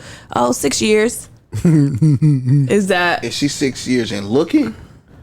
She's finding herself, or like 6 years that she took off to be celibate, and that's like somebody saying, I'm in between jobs. How far in between? 6 years, bitch. You unemployed. Right. You can't get a job. Okay, so that's my question. Is that I just answered it? Hell yeah. That's a red flag. I don't. So it depends on what you've been doing in these 6 years, right? Right. So I think that if you've been in these 6 years, you're like, I'm done with it, man. I'm tired of focus on me. That's gonna scare me a little bit, because if they say I've been focusing on myself. What traumatic, or maybe not traumatic, but what happened to you that made you go into this isolation of just self-development for 6 years? Because I'm fine with self-development, but 6 years is long. If it took you 6 years to develop yourself and find yourself, and the age also matters too. Like, are you recently divorced? Were you married and divorced? Like, okay, I've been married for 20 years now. That's different. But if you are around our age and you're like, yeah, I've been single since I was 21. Here I am at 30. I was gonna say, well, let's say 3 years. Shit, it is 6 years. You know what I mean? And that's pretty likely, that somebody has been single from 21 to our age now. Yeah, we old. But it's like, you know what I mean? Is it a red? I don't necessarily think it's a red flag. The person's gonna tell me if they're a red flag or not in conversation. Right. But I'm gonna be very inquisitive about, like, so what you been doing on this journey of self-healing, and what forced you into this journey of healing? And completely single for 6 years, like single, like I'm single, but I'm gonna fuck who I want to fuck. Yeah, I'm gonna do what I want to do. Say like, maybe she went through like a year of the whole celibacy thing, and then she got on a hot girl phase, and then she, you know what I'm saying, found a long-term situationship, and then now she's single for real again. So it's like she hasn't been in a serious. That all adds up to the 6 years, though. Correct. The word single is so flimsy now. Like people like I'm single, but be like, you cooking? You got some congrats. you single, but you got a whole little boo thing. Like, you know what I'm saying? You single, right? But you can't talk on the phone. So somebody dating you just ain't dating them. Like, you know what I'm saying? Like, you single, but you got you certain things you can't do. We can't go there because I talked to somebody. So like, what's single? Yeah, like single is just straight not talking to nobody. Single, you're not committed to anybody. Commit. Now we had your sister on here a couple of weeks ago, and she talked about commitment, and she's like she can do, but she ain't committed to nobody. But she's technically still single. Yeah. But she out here living her life. So I wouldn't judge that. Like I wouldn't. I look at like you out here living, and she's younger. But I wouldn't consider that like if she did it until she was our age, I wouldn't be mad at her. It's like, oh, you just ain't found the person who you wanted to fully commit to. Like so You haven't been out here like, oh, self-discovery and self-care Saturdays, and I'm going to find myself like that. As a man, I would be like, nobody 6 years, like nobody was meshy or compatible. I don't know, maybe. And I gotta think, I was single for a while as a man. I was single, but even in my single time, I felt like everyone like. How old was I? I was single from. I was single about 4 years. Oh yeah. Yeah, I was single, but like I was still out here. You know, I had situationships. I had people who I was talking to. I had somebody who I was, we maybe could have been. Yeah. But it just never got there. Yeah. So technically, I was single. Yeah. I was single for 2. Yeah, I was out here in the streets for like not in the streets, but I was in the streets. Single. I don't want to say in the streets. But I was single for about 4 to 5 years. Oh, and what was your age? Younger. It was definitely younger. Yeah. What was I? 24, 25, 26 while I was single. Yeah. That's a good age. Yeah, to be single. Yeah. Because you're like starting in your career. So like I wasn't like broke out here trying to date. I didn't need people to pay for dates and stuff. It's a good time. Yeah. But they did. And then Breeze, you asked this question. I think it ties into Vanessa's woman want to know how long can talking last before how long should the talking stage last before you date somebody? Or before you're no longer single, because you can be talking to somebody for a long ass time and still be single. I was finna say we're single until you formally ask me. Or you want a formal introduction? They still do that? Like, will you be my girlfriend? DeAndre asked me to be his girlfriend. Did I ask my wife to be? Held my hand, looked me in my eyes, asked me to be his girlfriend. How he did it again, Vanessa? Looked me in my eyes. No. He held my hand. He held my hand. We were at Hop Tinker, sitting down eating. It was Super Bowl Sunday. So when people like, "What's your anniversary?" Super Bowl Sunday on another day. And Super Bowl Sunday changed every fucking year. Around the corner. Yeah. I don't know too many. And he was like, he might have said something sweet beforehand, but then he was like, Florida different. I want Vanessa to go back. How long y'all been together? 2 years, not 3. Y'all 3 years in 2023. 3 years soon. So 3 years officially. Now it's been 3 years because he got at me in August. Y'all got together in 2020. That's when he officially asked you Super Bowl Sunday in 2020. That was right before COVID hit. Yeah. Yeah, that's what we officially got together in 2020. Okay, I want you to write this date down because you talking about goddamn Super Bowl Sunday and it changes every year. That's it. That's when we celebrated. I'm going to get you a date. Give me a date. So y'all anniversary is technically February the 2nd. February 2nd. That's a good date. February 2nd. Because last year Groundhog's Day. Because last year Super Bowl was on the goddamn 7th, and then this year Super Bowl was on the goddamn 12th. So I want y'all to know that February 2nd is your anniversary day. I got a formal ask. So I would say unless he like asked me for real, that ain't my, because the dude before that I thought was like the person that I was like, oh, okay, I could see this working. I remember one time he called me when he was tipsy and he was like, I mean, I like you, and I think we should just be together without, being together. You know the R word, just hear relationship. Ugh. And I'll never forget that conversation. I don't think he remembers that. I think he was drunk. But after that conversation, I was like, okay. Hey, what you said? Ugh, nigga, no. No, I was just like, oh, okay, that's how you feel. No, I didn't want to like say anything to make him stop spilling. Yeah. You know what I'm saying? So I was just like, okay, that's how you feel. Before we go, who got him to spill? Like, was it like a conversation that y'all was having beforehand that got him to like No, we had even like stopped. We weren't even talking that heavy. I think he was just drunk. It was his birthday. He probably was there alone. That liquor. And he called me and was like, I want to have kids and I think you'll be a great mom, but I just the R word. I'll never forget that. If you know what that person doing today, are they in the R word? Oh, I don't know. You don't know? Okay. I don't know. Florida guys normally be like, you know you mine, right? Yeah, well, DeAndre not like when we together, we together. Not like that. I was like, and when we ain't, we ain't. You know what it is. No. You know what it is. You know I mean, we knew what it was. I was basically living with him at the time. My wife brought me a toothbrush. I said, I guess I'm here. Oh, a toothbrush, that don't mean much. I had many of toothbrushes. Not many of a toothbrush, but I had some toothbrushes. Damn, the toothbrush is sacred. Yeah, that's what I'm saying. Oh, no. A toothbrush at your place? But I take my toothbrush to your place. That mean I'm over this bitch. Mine blue, yours pink. Like, you know what it is. That R word person, I had shit over there. Definitely had I had stuff under the sink and all type of stuff. So yeah. It was a good time. It's something in this liquor. Well, women want to know. Women want to know. Oh yeah. Well, hold on, Breeze, because you got to pay attention to read the room. Goddamn shit. I'm just talking. You trying to get Vanessa to wrap it up? No, he was just. I see what you're saying. Well, women want to know some crazy shit. He's been evaluating you the whole show. Like, for real. You want me to just sit here and be like, no, I'm just saying. I just said women want to know. I say rap, like freeze. Everybody clap your hands. Like, I just said women want to know a lot of crazy shit. Why people love that goddamn shit? No, they love wobble baby, wobble baby, wobble baby. Get in there. And sweet Caroline. Bum, bum, bum. Good times never felt so good. So good. That's the one I'm saying. Touching you. Yeah. Bro, that song is like white people like they love that shit. That's their cha-cha slide. Caroline. Or they dreams and nightmares. Yeah.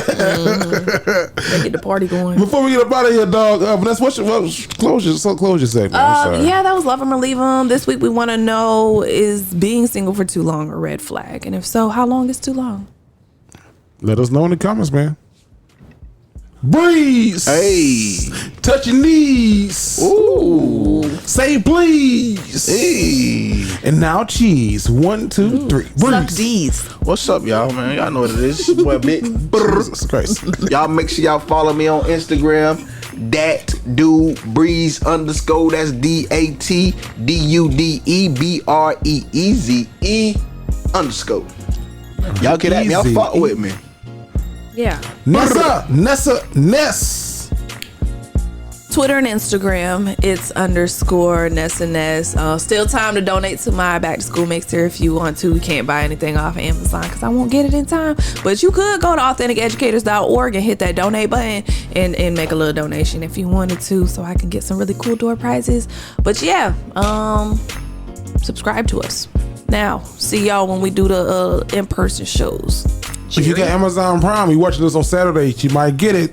Don't miss out. Yo, it's your boy Jerry the Great, man. Follow me on all platforms at Jerry the Great. That's Jerry THA Great. Listen, we got some live shows coming up, but then I'm also in Tampa, Florida with your favorite comedian's favorite comedian. That is Rodney Perry, August the 12th to the 13th. Tampa Improv. Tickets are $17. Go get yours. It's your boy Jerry the Great. Guess what? We out.